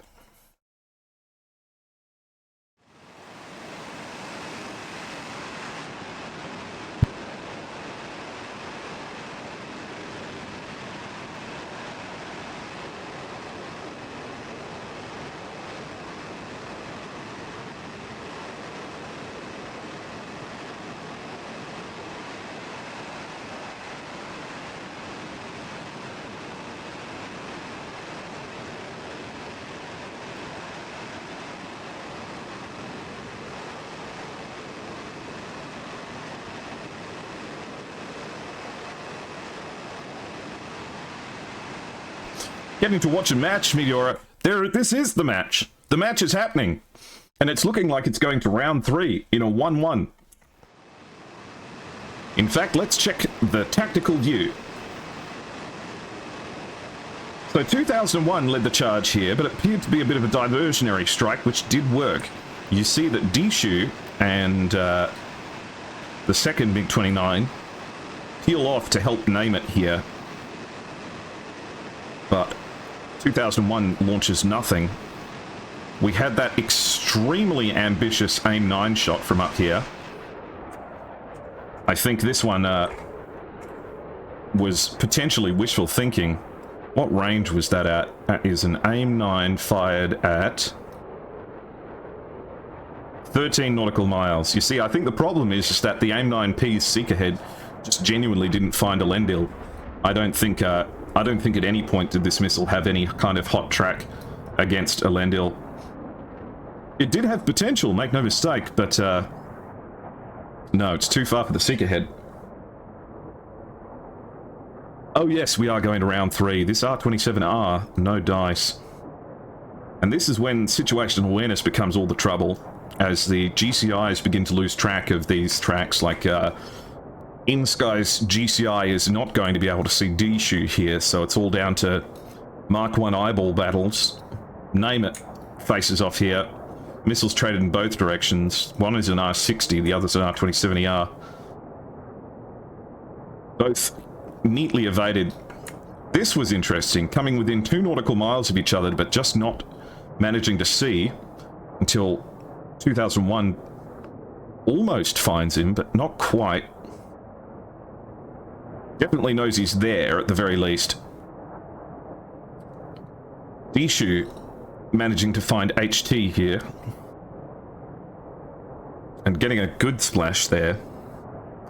D-Shoe sneaking up here was fantastic, and it was a real shame that Name It came in here, and Name It's coming in to support Aqua, but D-Shoe's here, and a Cup of Liberty comes along to cover off Aqua, and it dissolves into a dogfight.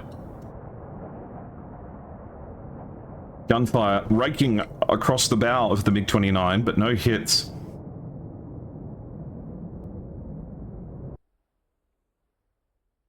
And eventually Name It has to contend with HTWJ coming in straight ahead and spins right out.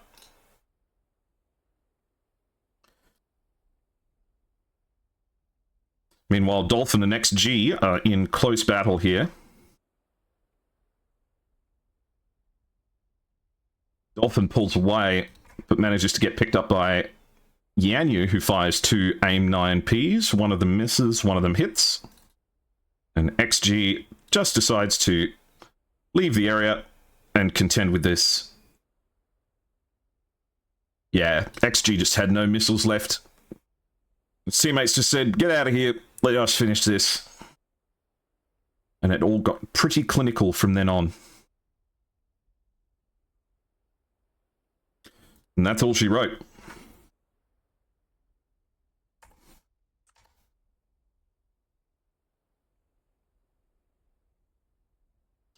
How close are they to home? Getting there. HWJ has 35 nautical left to go. And no air brakes deployed, which is good.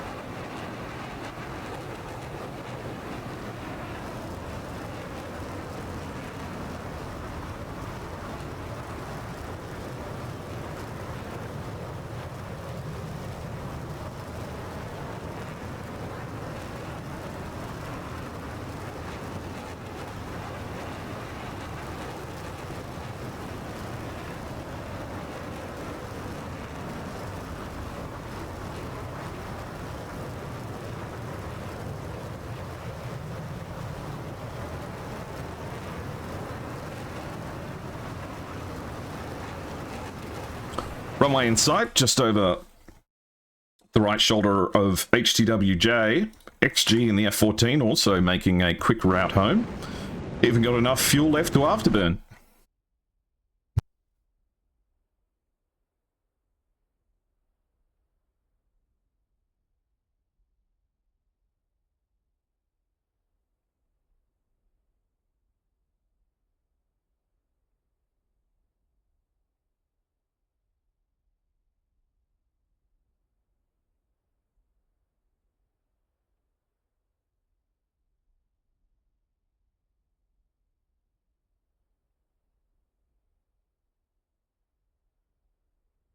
All right. Looks like Viper's coming in now. Going for the supersonic landing.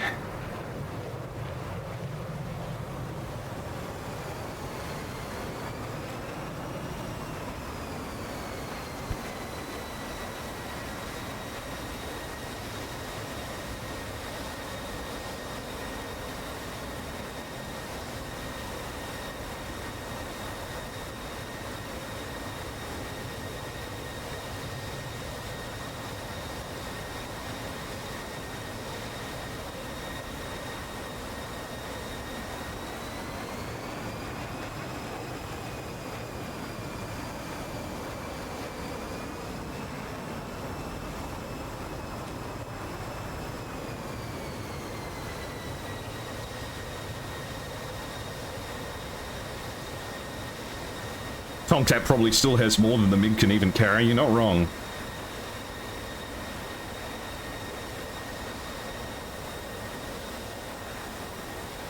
This is to secure the win, and it looks like XG has come down to join in the flying as well.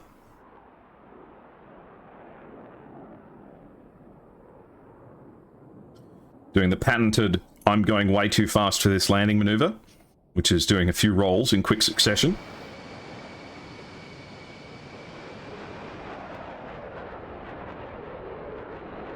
Welcome in, King Bailout. You're just in time. We're going to be getting ready for round 3 here. It looks like HDWJ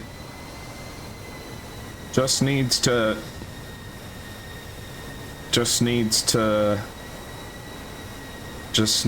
ooh. Landing gear. Hello?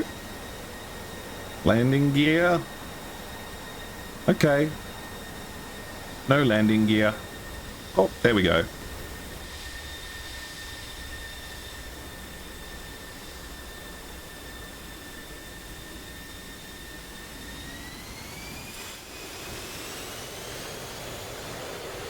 And now he's afterburning with his speed brakes out and presumably attempting to taxi somewhere out of the way.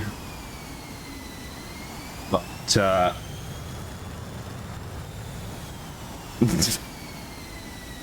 something's happening. I don't know what. Something. At least it gives us a great angle to film everyone else landing.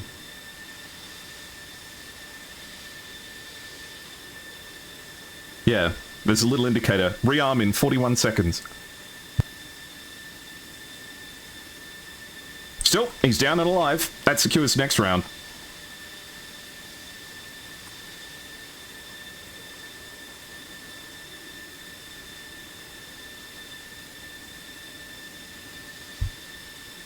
I could have sworn I did the whole landing checklist, crew chief.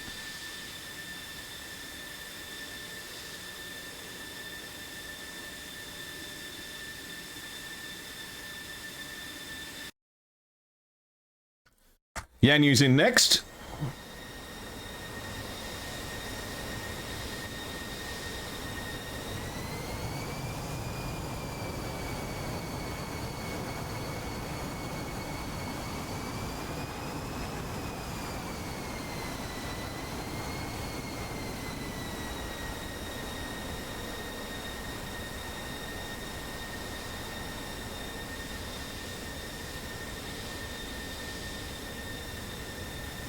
Just goes to show, even the best of the best sometimes land a little bit interestingly.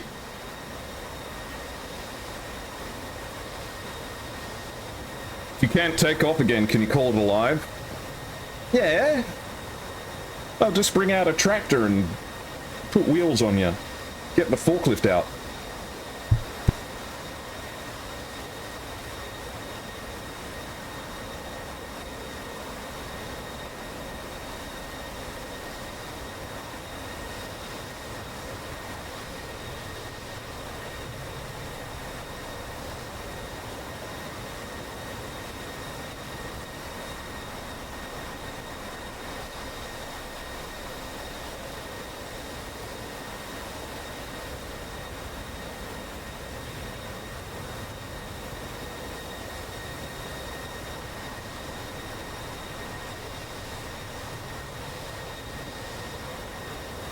wonder if there was genuinely a gear issue.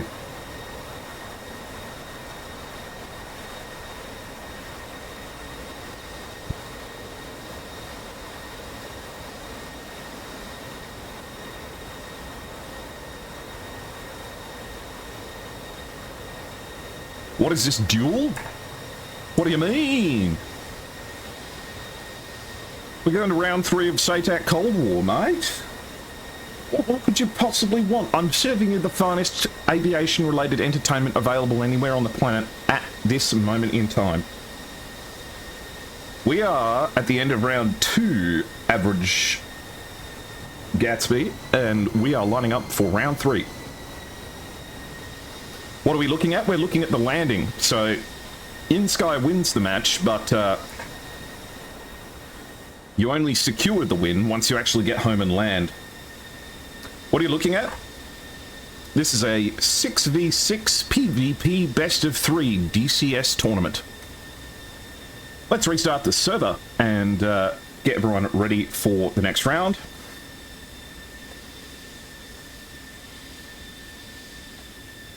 Great. Alright.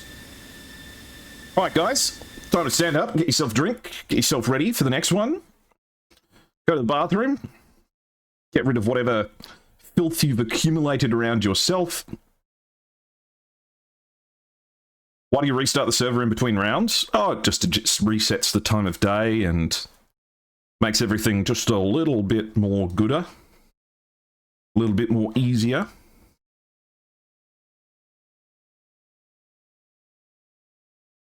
You woke up like 20 minutes ago? Did you have any nice dreams? What did you dream of? Did you dream of me? Did you dream of aviation combat? Did you dream of aerial battle? Because that's what you're going to get. It's a self-fulfilling prophecy. Don't forget, guys, that if you're enjoying the competition, take some notes. In the chat, you'll have seen the information for the 51st PVO, the organisers of this event. Here are their socials, and don't forget that if you like my content, you can also join in on my Discord, and you can follow me on Twitter to get all of the Esho content you could possibly want served hot and ready. Alright, we'll be right back.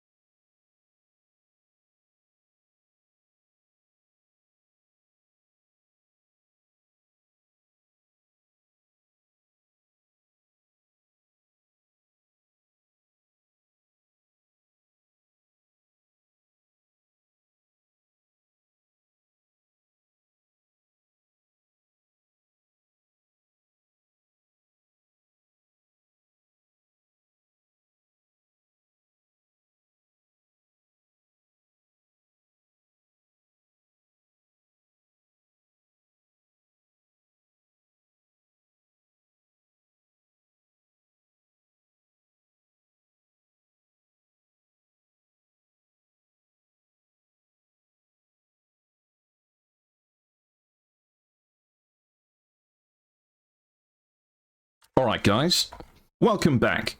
It's inSky versus the 76 SOS, and we are heading into round number 3. Players are ready, but the real question is, are you? It's time for some of the best fancy flying that you'll see today, with of course the exception of the match to come. Hey, Ace Windhover, who's hosting the second match, when is your match about to begin?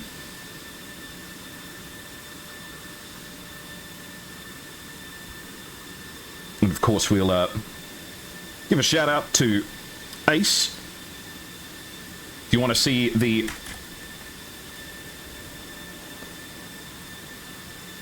next match of the day, that'll be between 9G and Lei Li Dore, then you had better get yourselves involved, because that one should be good. Lei Li has had a first round where they flew against my group, the suddenly introduced Nuts Squadron, which had to fill in for some foolishness, and that was a friendly match, and they fought well, so we ought to have a good one on our hands in 1 hour's time.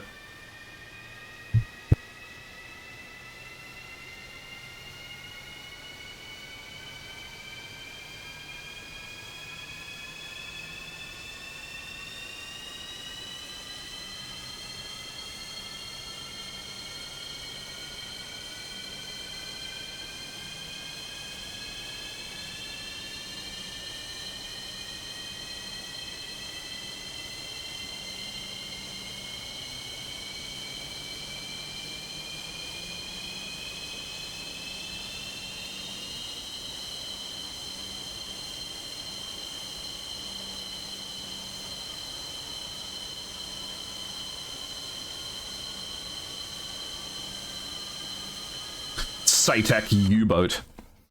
That would be a very, very, very long time of nothing happening, and then there'd be a small underwater explosion. And then everyone would clap. And it'd be like, woo! Though I'm sure nothing would get the viewers more excited about competitive single-player gaming.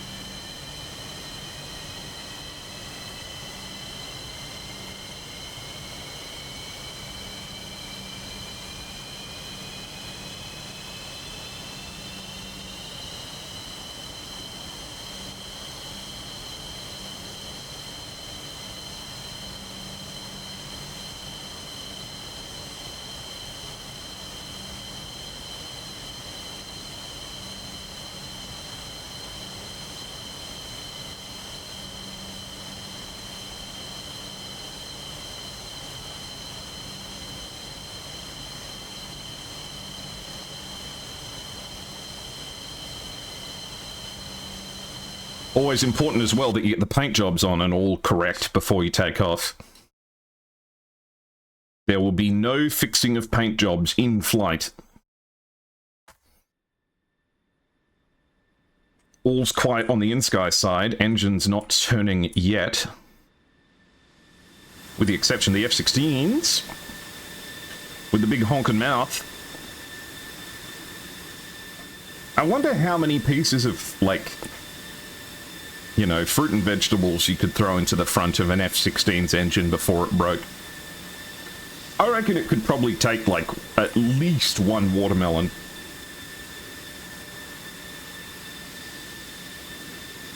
I reckon you could throw, like, more.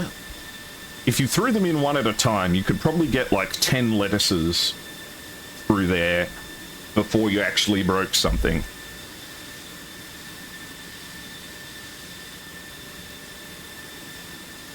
That would fuck it. What about like a strawberry?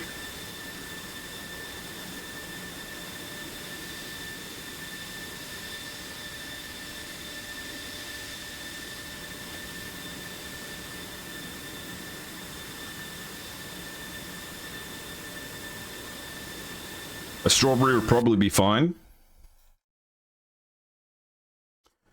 A tomato would be fine. A bar of soap. I think a bar of soap would break it. I think a bar of soap would be too much.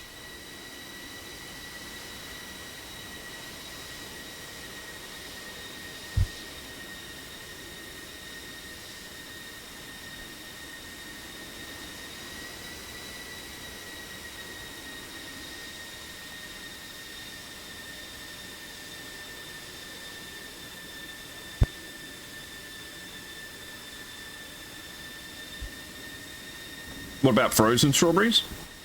I don't think it would matter. I think the strawberry would be vaporized instantly. How do you zoom like that again? It was just taught to me. It's right control and numpad slash and star, the buttons at the top. Though I think someone has got a stinky binky keyboard that doesn't have a numpad. The mighty engineering of an F-16. But yes, I was taught how to zoom like this, and I probably shouldn't have been taught how to do it because I'm using it too much now. Non-numpad user, everyone in chat, point and laugh at the non-numpad using. He bought a 60% keyboard and is now frustrated that he only gets 60% of the keys. What a fool! Point and laugh at him. Want to learn how to use FreeCam? Yeah? I mean, I can use I can do, like, F11 and stuff. I don't know. I think you can padlock this view onto people.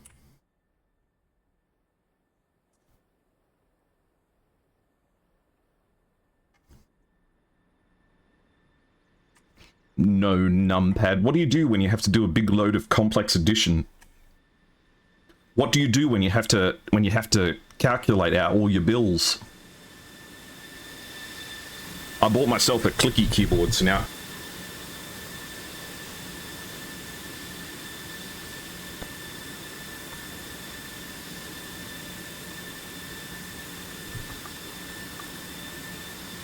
use your scroll wheel to match their speed when they fly. How do you scroll? What?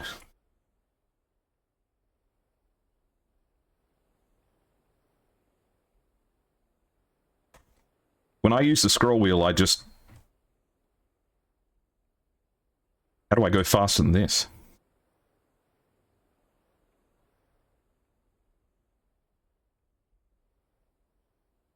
He probably kisses girls too, all the time, dude, and he won't shut up about it. He's like, my name's Ace, I'm so handsome, oh, look at me. Left shift will increase mouse rate. Left shift.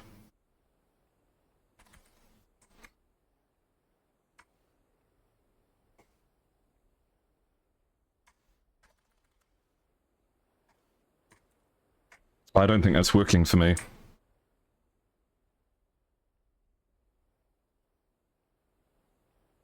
It's one of the brackets you don't remember. I think I've just turned my sensitivity way up now.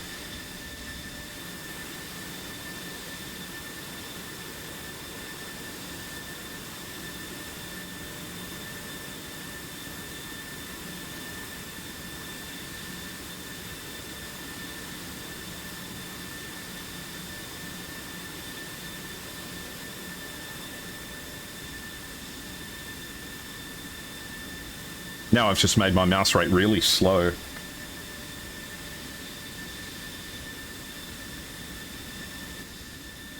Left alt bracket to go back to normal.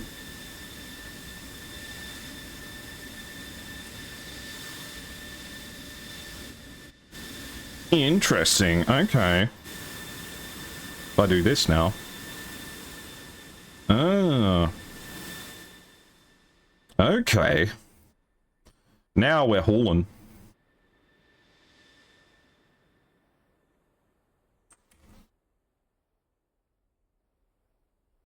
Me just learning how to be a cameraman in real time.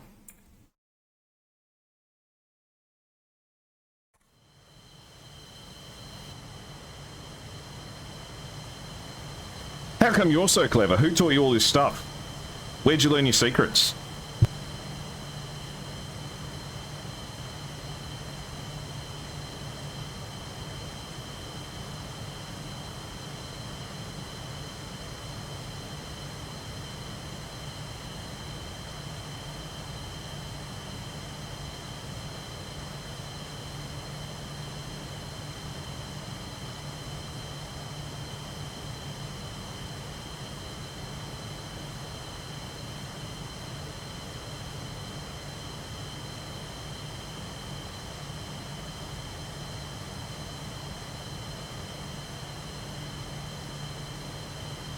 Plenty of DCS teams have blackjack and hookers. You need to get yourself up into a different style of game.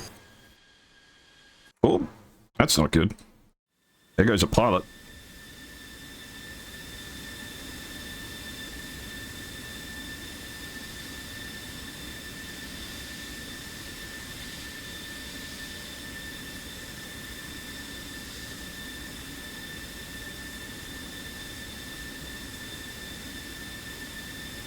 Looks like a disconnection. Fortunately, he's got time.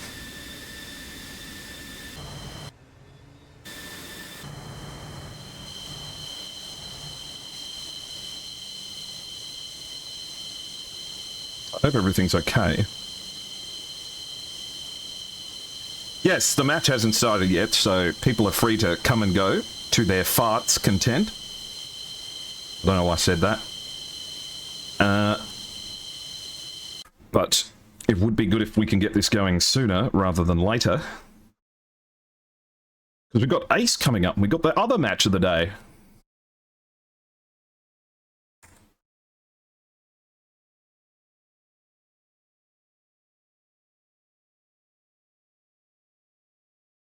So we have Yanyu, HTWJ, HT, and 2001. Ace is fighting? No, Ace is casting, the second match of the day.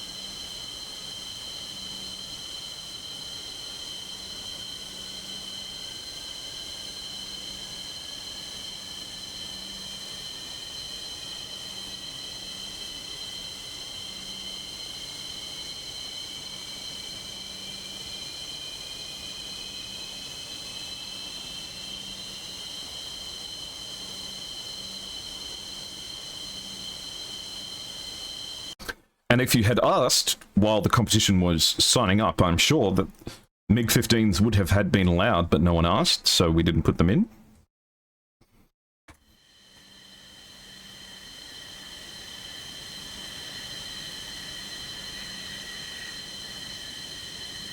Gene Pool 4, thank you for the follow. Thank you for all of the support you guys have given me over the course of this competition. And it looks like the last of inSky are starting to join now.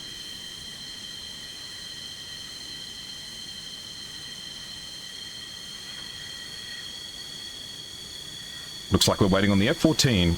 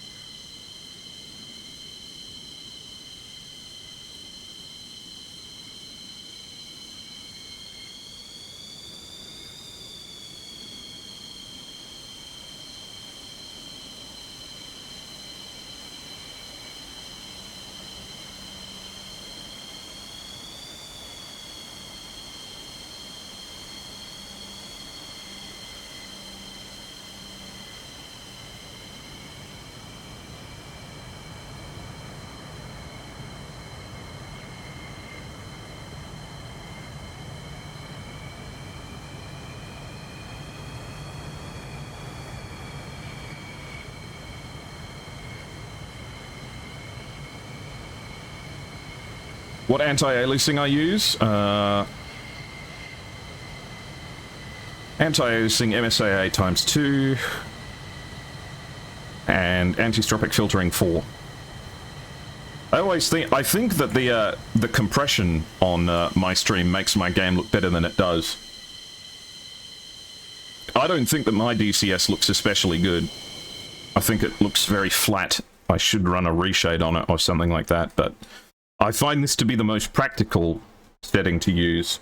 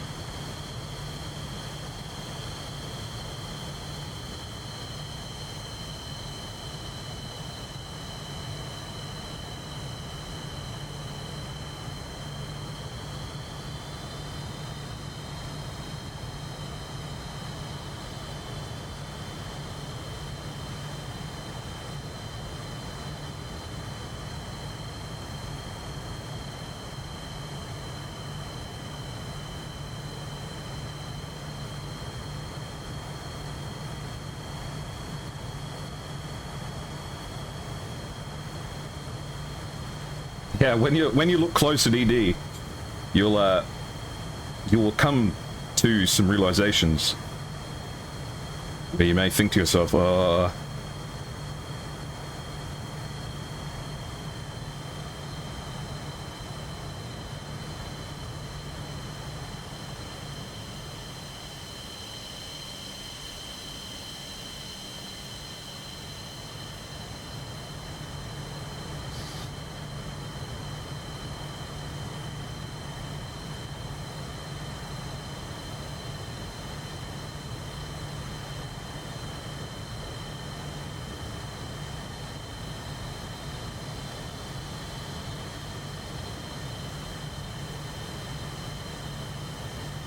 okay, so it looks like we're finally getting everyone up to the starting blocks, which is good.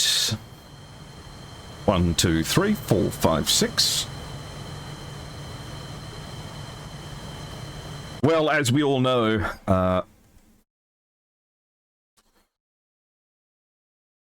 Eagle Dynamics runs the engine of DCS World on a highly modified version of the source code for Tetris.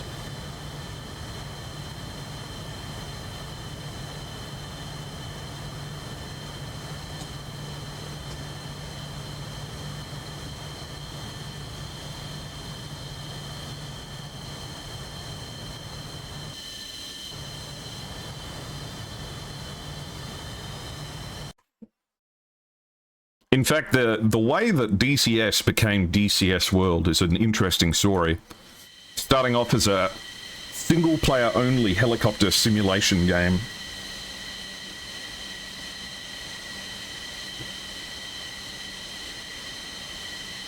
Hey guys, Heat Blur here. We've just finished testing the F4 Phantom on a single player mission with no assets on it in the F4 Phantom on a computer that has a GTX 4090 and a processor from space, and we're detecting no performance issues whatsoever. So yeah, click it, ship it, get it out there.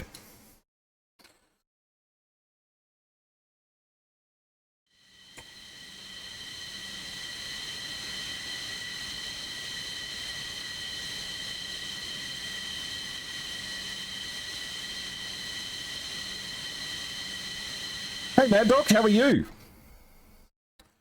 This has been a great match so far. Well, I'm glad that you're having a good time. No doubt you're here to support Overload Dog, as dogs like to work in packs.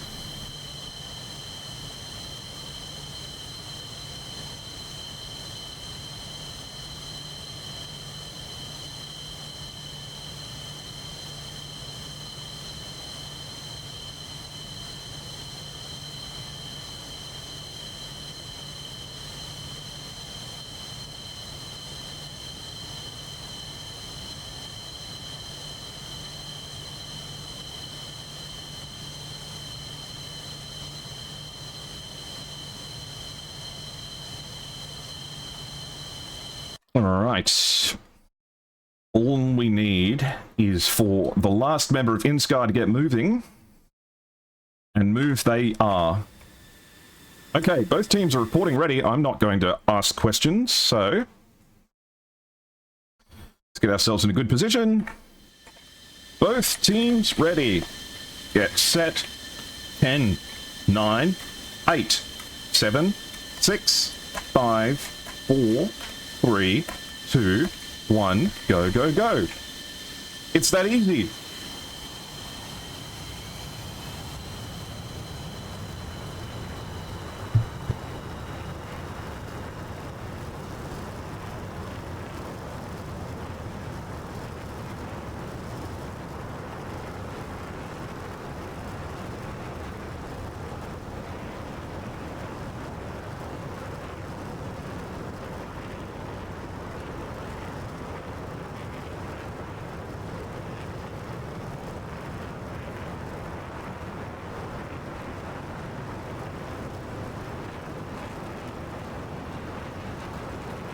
I mean, you can't not love the aggressive skins. They're fantastic. First row of MiG-29s take off. And a classic MiG-29 takeoff where you're pulling the stick back and the plane's not moving, not moving, not moving, not moving. Now it's going straight up and now you're wobbling. Okie dokie. HT leads the way in the 29.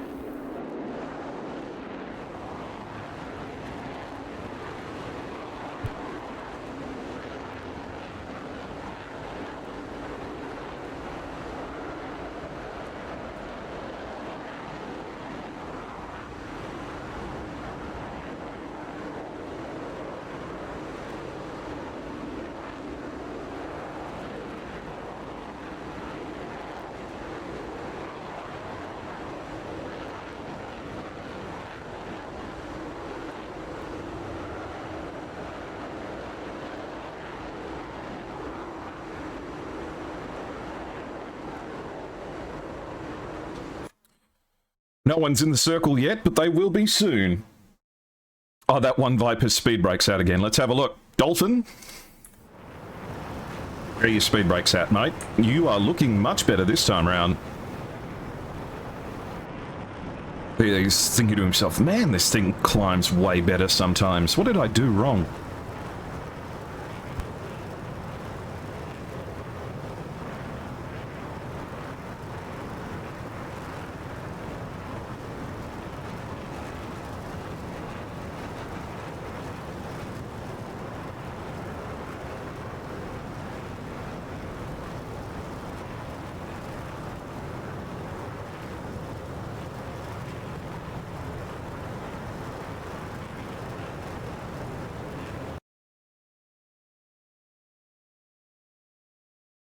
A pretty linear column for the members of inSky. HTWJ, the last one off the ground. Not even time to put the paint on.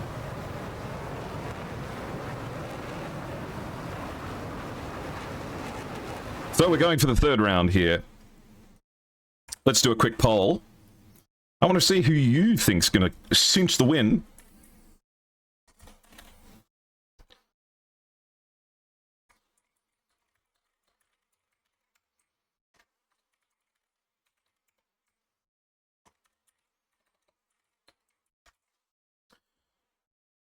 We'll set this one for 3 minutes. These are the best of 3. Yep, it says so in the stream title.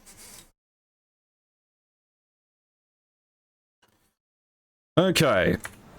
Looks like we've got some great formation flying happening here with the two F-16s.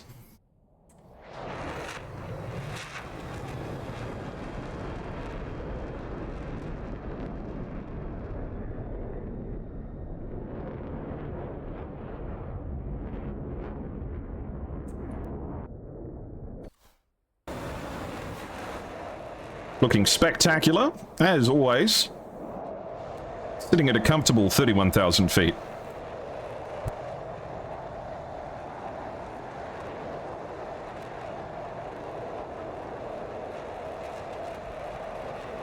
No, I wouldn't worry about your attention span. Mine can be pretty...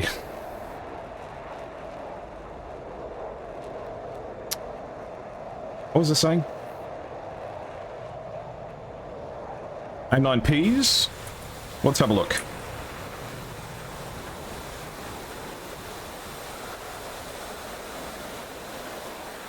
Do they have it written on?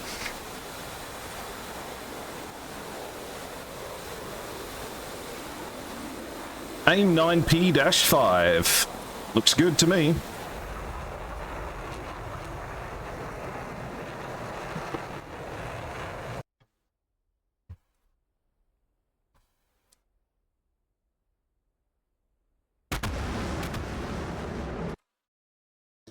Looks like the Vipers of the 76th are going to lead the way here, 120 nautical miles away from their worthy adversaries.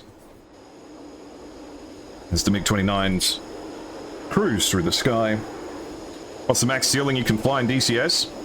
I mean, I've seen missiles get up to 110,000 feet. So, I don't know if there's a plane that can get anywhere near that. The 76 take control of the match area.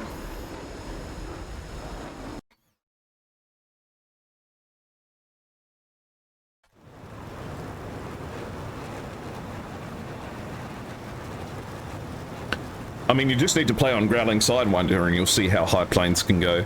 There's always that one F-14 that just fires off 6 Phoenixes at like 80,000 feet and then turns back to home and hits nothing except a teammate.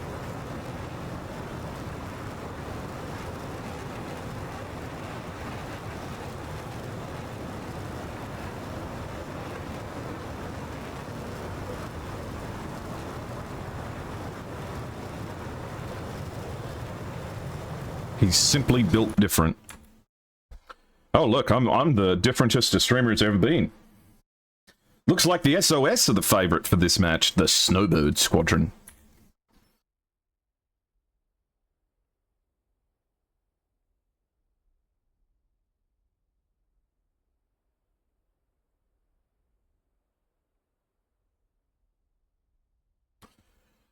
I don't like to fly above 1,000 feet because I get disoriented. I need to be close to the ground so I can read the road signs so I know where I am. 82 nautical miles right now. The F-14s are no doubt going to be giving some information to their teammates so far.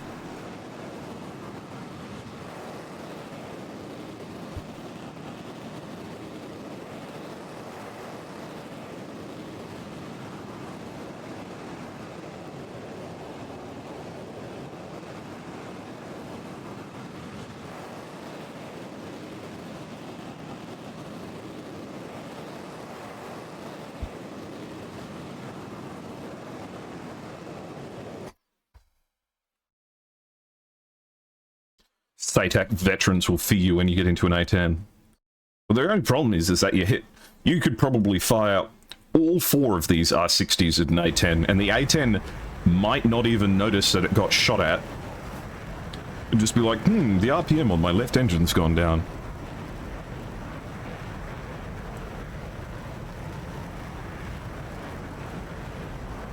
How queer? A triangle in the circle factory? Guess we're doing triangles now.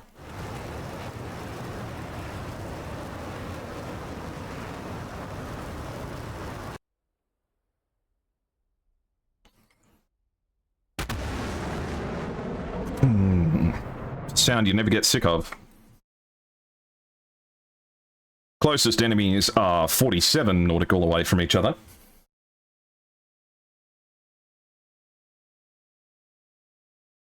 The A10C2 has the MWS. I don't know if the A10C has it.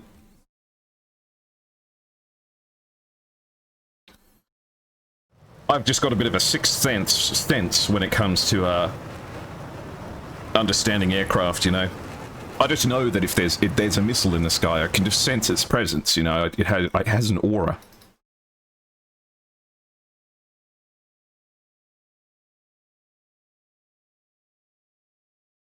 A10C original has a missile launch warning system as well. Awesome. You see, whenever I fly in the A10, as soon as I take off, I just turn on a countermeasures periodically dispense program for the entire flight and just dump flares from takeoff to touchdown.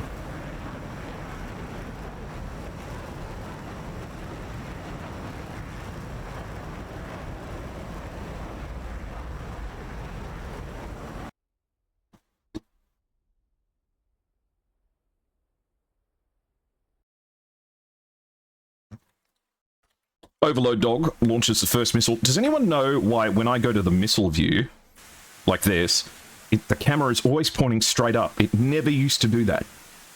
I've done something to it.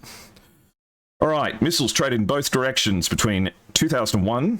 Don't tell me this R60 is going for the R27. No clue, and I hate it.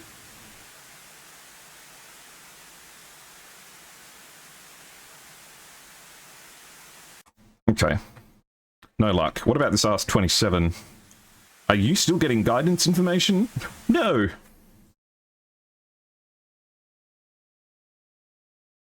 I mean, I've had 3 SATAC Cold War matches, and this same 9 kind of looks like it might be going for 2001. Fortunately, it's been launched at way too far away. That's American taxpayer dollars for you. 2 AIM-9s. Why are there 2 AIM-9s? Why? Why? Why?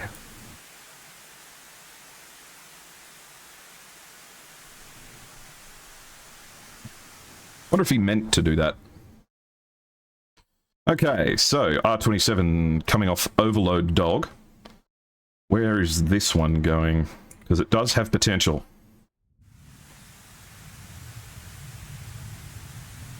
Is it tracking on... Well, this might have a chance here. Oh no, it goes stupid at the worst moment. Oh, it had the legs as well. Damn, unlucky. No dice, but Overload Dog, once again, at 42,000 feet, directly above all of the members of inSky with no radar-guided missiles left.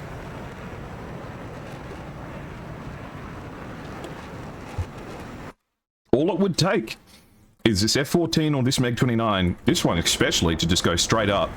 He's right above you, man. Not launching on him, though. Launching instead on Elendil. Elendil's had no luck in these matches so far. Always the first one to go in the first 2 rounds. Maybe in strife with this one. Oh, gets lucky. This missile loses its track. Now, 2001 has to contend with missiles incoming. Does not get lucky. Impact. He goes down. And a knife fight between the F-14 and a MiG-29 takes down another member. We have lost Elendil. An R-27 in the sky here. Doesn't look like it's tracking anything. Meanwhile, we have a Cup of Liberty in close quarters battle with 2 planes here launching against them. Neither one scoring a hit. There we go. Liberty goes down, and Dolphin takes down Cup of Liberty. It is a 3v4 in favor of the 76 at the moment. Dolphin facing down against Yanyu, who's dead ahead. The two of them launching against each other. Dolphin here maneuvering, launches an off-bore sight missile. I doubt that's going to track. Gets splashed in return. 2 missiles. Impact. All right. It is now a 3v3 SATAC facing off against HTWJ. Right up close and in a favorable angle. 2 missiles off the wings right now. And they're going all over the place, but they're impacting the mountains. No luck so far. SATAC is in a favorable position here. Yanyu's all kind of by themselves. So SATAC is chasing down this villain here, but is all out of heat seekers. He's going to have to rely on the gun to try and get something done here. Has the enemy directly off his 12 o'clock. But got to catch up with him. Pretty tricky to do when you're in the same jet. Yanyu is coming down for Name It, who's chasing down XG. He's got him right in front of him right there. But just out of range. Got to be careful though. Dishu also closing in on XG here. Yanyu, what missiles have you got left? You've still got fuel tanks on, buddy. And you've got 4 heat seekers left. What about XG? You got any sparrows? 1 sparrow left. And hauling ass. Dishu just needs to look left. Dishu, you have an F-14 right next to you. And it's a bad F-14. You are formation flying with the enemy. Please do aeroplane murders. He's right there, man. You have all of your missiles. Dishu, please. Dishu, please. Dishu's out here like, man, I didn't even know we brought F-14s. He's right there, man. Dishu's just like, man, this is confusing. Are you gonna see him? He's right there. Please kill him. Oh, he's flying in front of you. He's flying in front of you, shoot him! Please! And the F-14 kills the outer missiles F-16. And this 27 goes straight for the mountains. He's right there. Well within shooting distance. What's Yanyu doing all of this? They're right next to each other. They are in formation with each other. No. 76, please.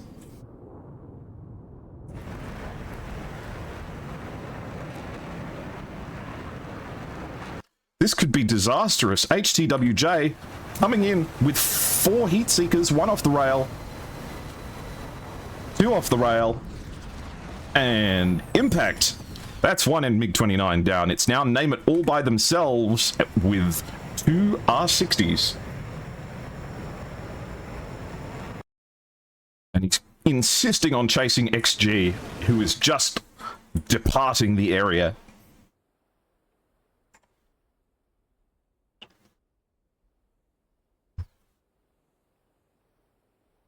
Oh, this is not where you want to be. Every second burning precious fuel he hasn't got. Chasing down a plane he can't get. This is going to be catastrophic. HTWJ right in behind.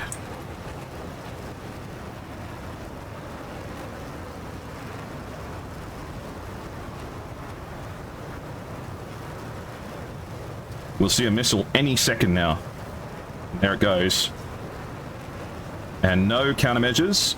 Impact. inSky cinches it.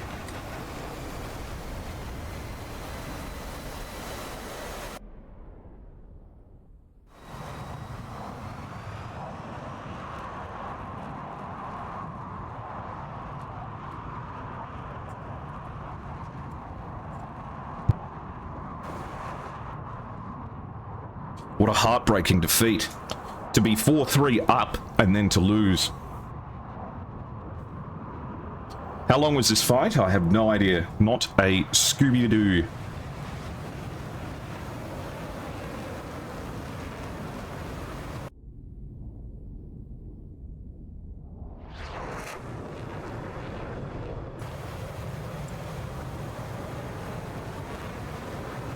Let's have a look at the TAC view and see what we missed.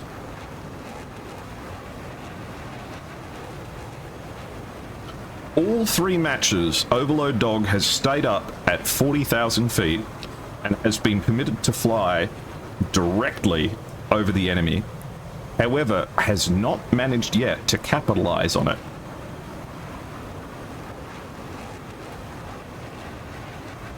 In fact, if my mathematics informs me correctly, I don't think any of the missiles for Overload Dog managed to connect.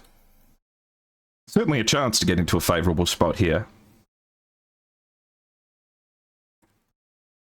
But this here, this is insane to me. I cannot believe that neither one of them saw the other. I mean, XG might have noticed that he was there, but Dishu was, Dishu had no idea.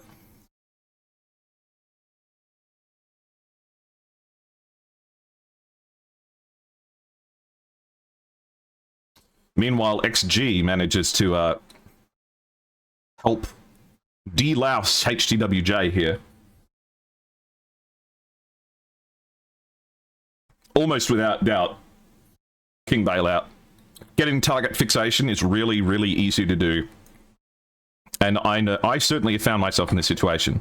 This is the key moment. This moment here was when the tables turned. Dishu not identifying XG soon enough gives XG this moment with which to get an aim 7 off the wings. SATAC gets caught out just slightly too high up in the air. And oh my god, the unluckiness to not have this hit the ground. That is an unlucky hit with that missile for the 76th. How far away is Dishu? 2 nautical miles.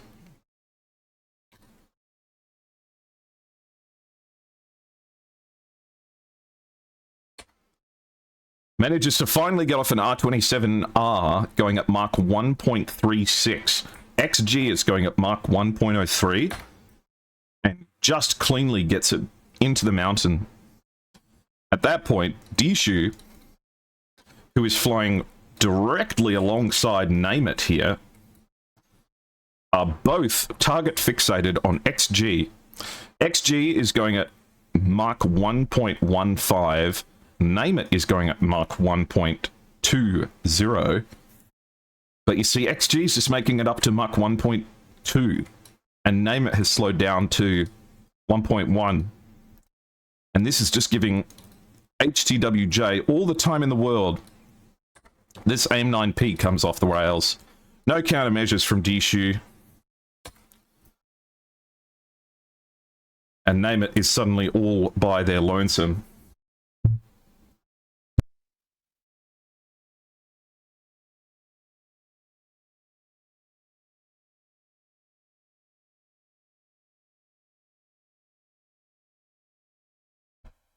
A heartbreaking defeat for the 76th. And HTWJ just manages to catch up. And missiles pour in from all angles. Yanyu and HT firing together. Cinching the win.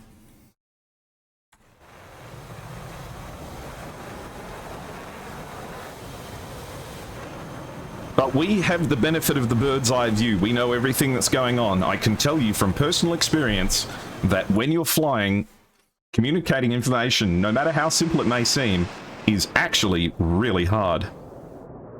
So,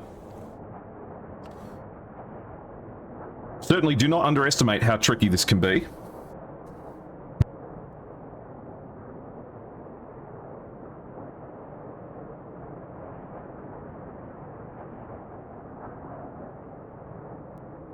Though I think it's worth a round of applause for the 76th for managing to put up such a wonderful fight. inSky is and always will be one of the most fearsome teams in competitive DCS. And as a result will be a tough opponent in any kind of match.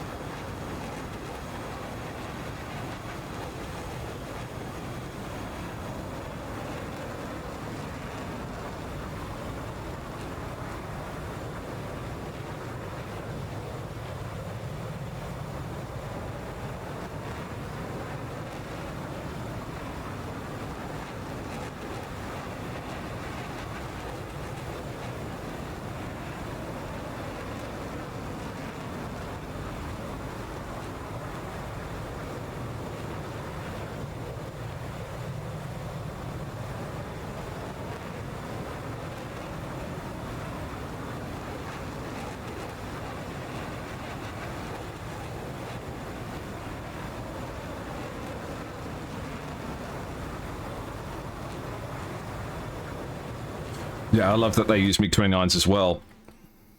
It's those missiles, man. Only having 6 is not enough.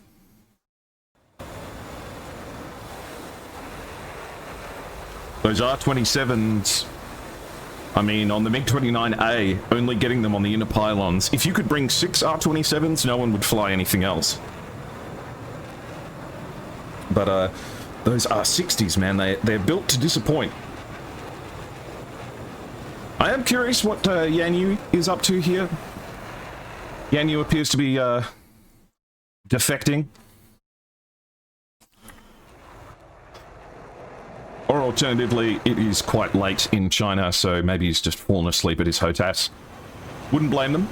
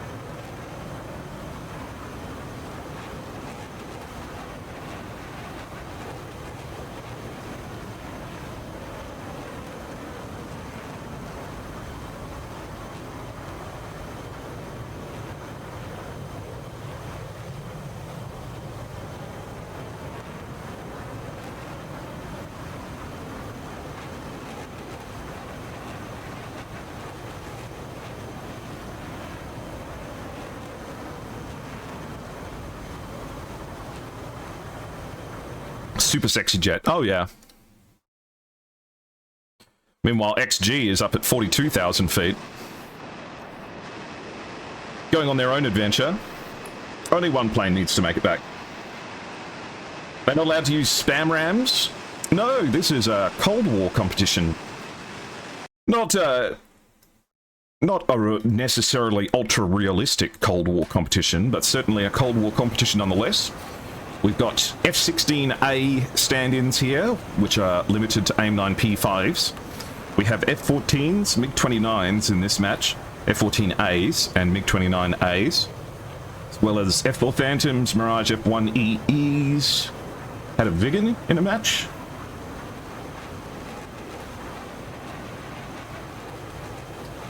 Harpia Overg, thank you for the follow. Thank you for all of the support you guys have given me over the course of this stream. And the competition as a whole, you guys are wonderful. All the best.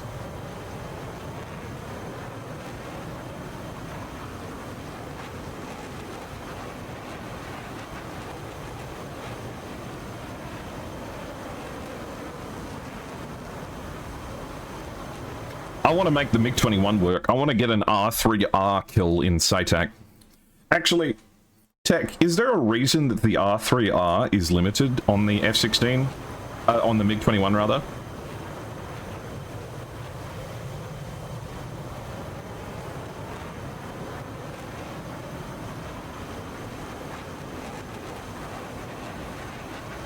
Well, Tech is one of the wonderful organisers of this competition.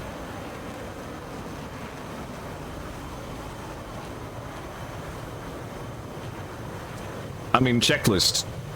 If you want to be my Rio in the next Nuts match...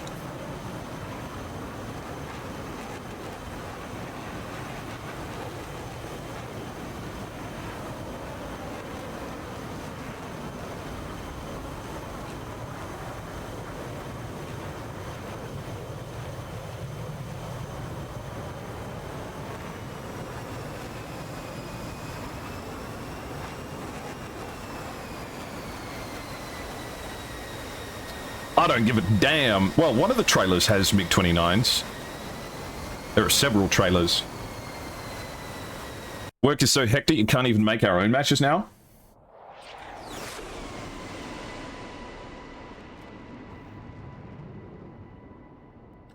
I mean, checklist, if you don't want to fly with me, you can just tell me. I can go fuck myself, you know. You don't have to play all nicey-nicey about it.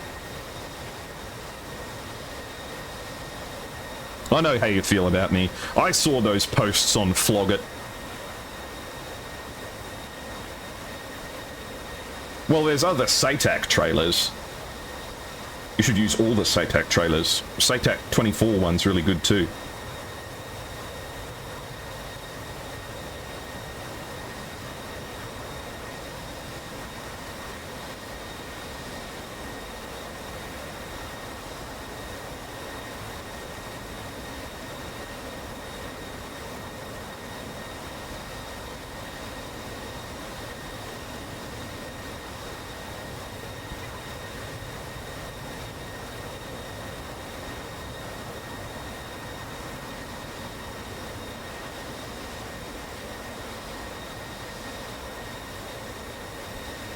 Hello, Ghost from 28 VNG.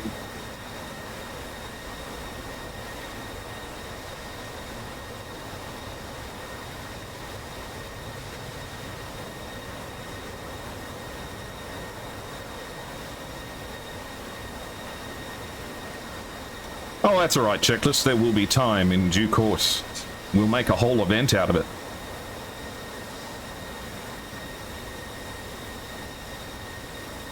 So if you're Checklist STT, does that mean that there's a Checklist TWS?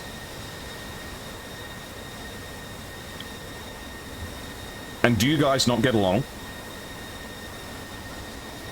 28 VNG's match. Which one's that?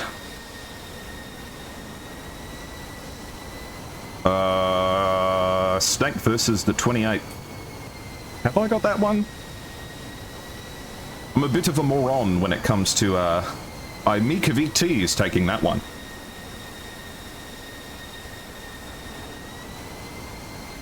I hope you guys are as nice to the other streamers as you are to me. They're good friends of mine. And that secures the win for inSky. Round 3. Mika's a lovely streamer, and he's got a great setup as well.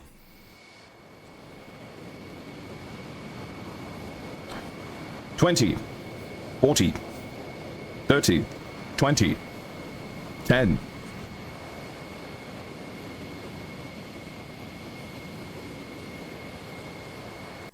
Meanwhile, Yanyu has had enough. Yanyu's contemplating what happened. Let's go check his fuel state. Yes. And in fact, Yanyu is so enthusiastic about what's going on here, he's sticking his helmet all the way out of his cockpit at the moment.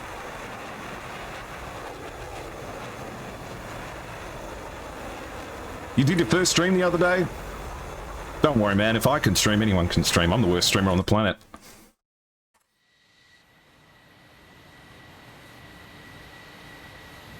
Slammed his helmet through the canopy. Hey, Ghost Gamer, how are you? Let's go into the Discord and see if anyone wants to talk with me.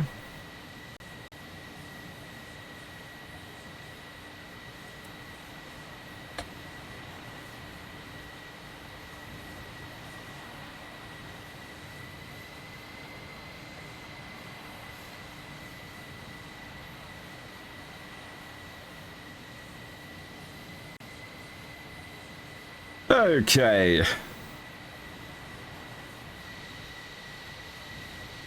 You have to talk to people after? You can if you want to, you don't have to.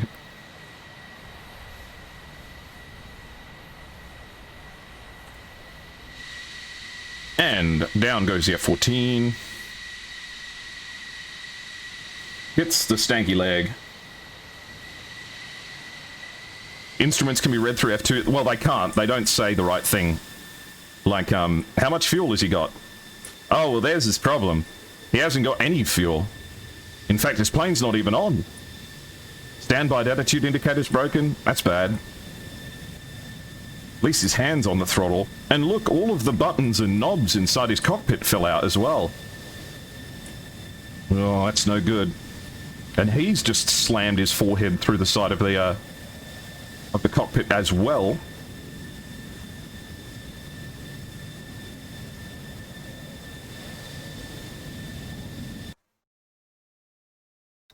Yanyu certainly appears to have had enough. You know what I think? I think he probably dropped his wallet or something while he was dogfighting up here, and he's seeing if he can find it. He's like, man, I dropped a contact lens down there. These things are expensive, it's prescription. It was the only one I had for the rest of the week.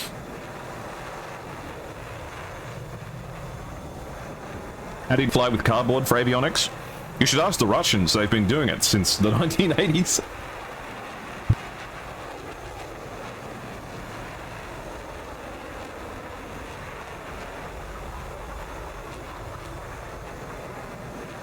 Okay.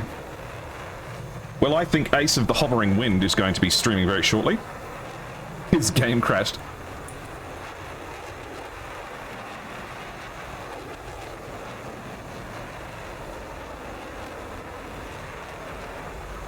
So Yanyu's game has crashed, but that's okay. They had someone make it back and land, which is good for all.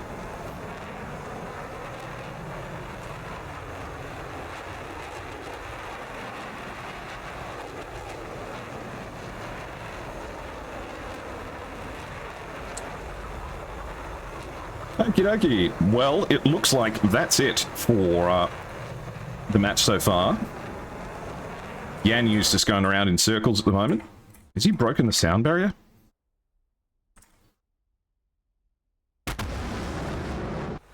I'm just curious to see where Yanyu ends up.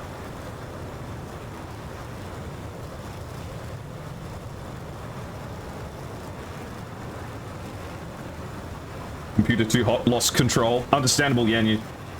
Best wishes, best luck. In fact, I think we actually have Ace Windhover who is taking over now. So we are out of time for interviews. That's okay. There'll be plenty of time for these teams, I'm sure.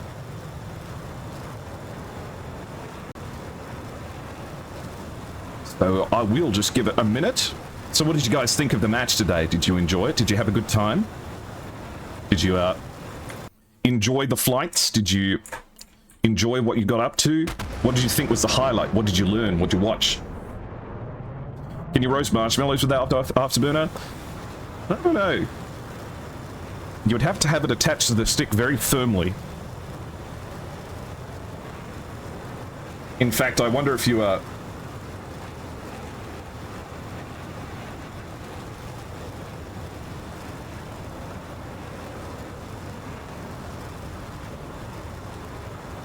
was great seeing a 3-round match. It was a fantastic match. For any members of inSky and 76th, congratulations on your wonderful flying today. Both teams did fantastic. Well, the GCIs here can get stuff stuck in the ground clutter, so it's not easy for them. And communicating it all effectively is an issue that everyone, I think, has struggled with. Thank you, Internet. Appreciate that. Let's go see if the big man himself is ready spaghetti. Looks like he's good to go. All right, ladies and gentlemen. I'll make the VOD available as soon as this stream ends.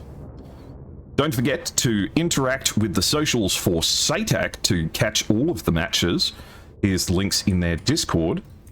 And you can also join in on my Discord, a welcoming aviation community. There's no time for interviews, Tech.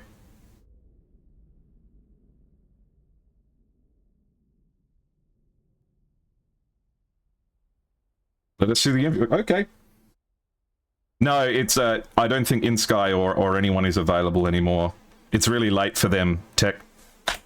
So we'll just go see Ace, so that he can get all the viewership he can for history.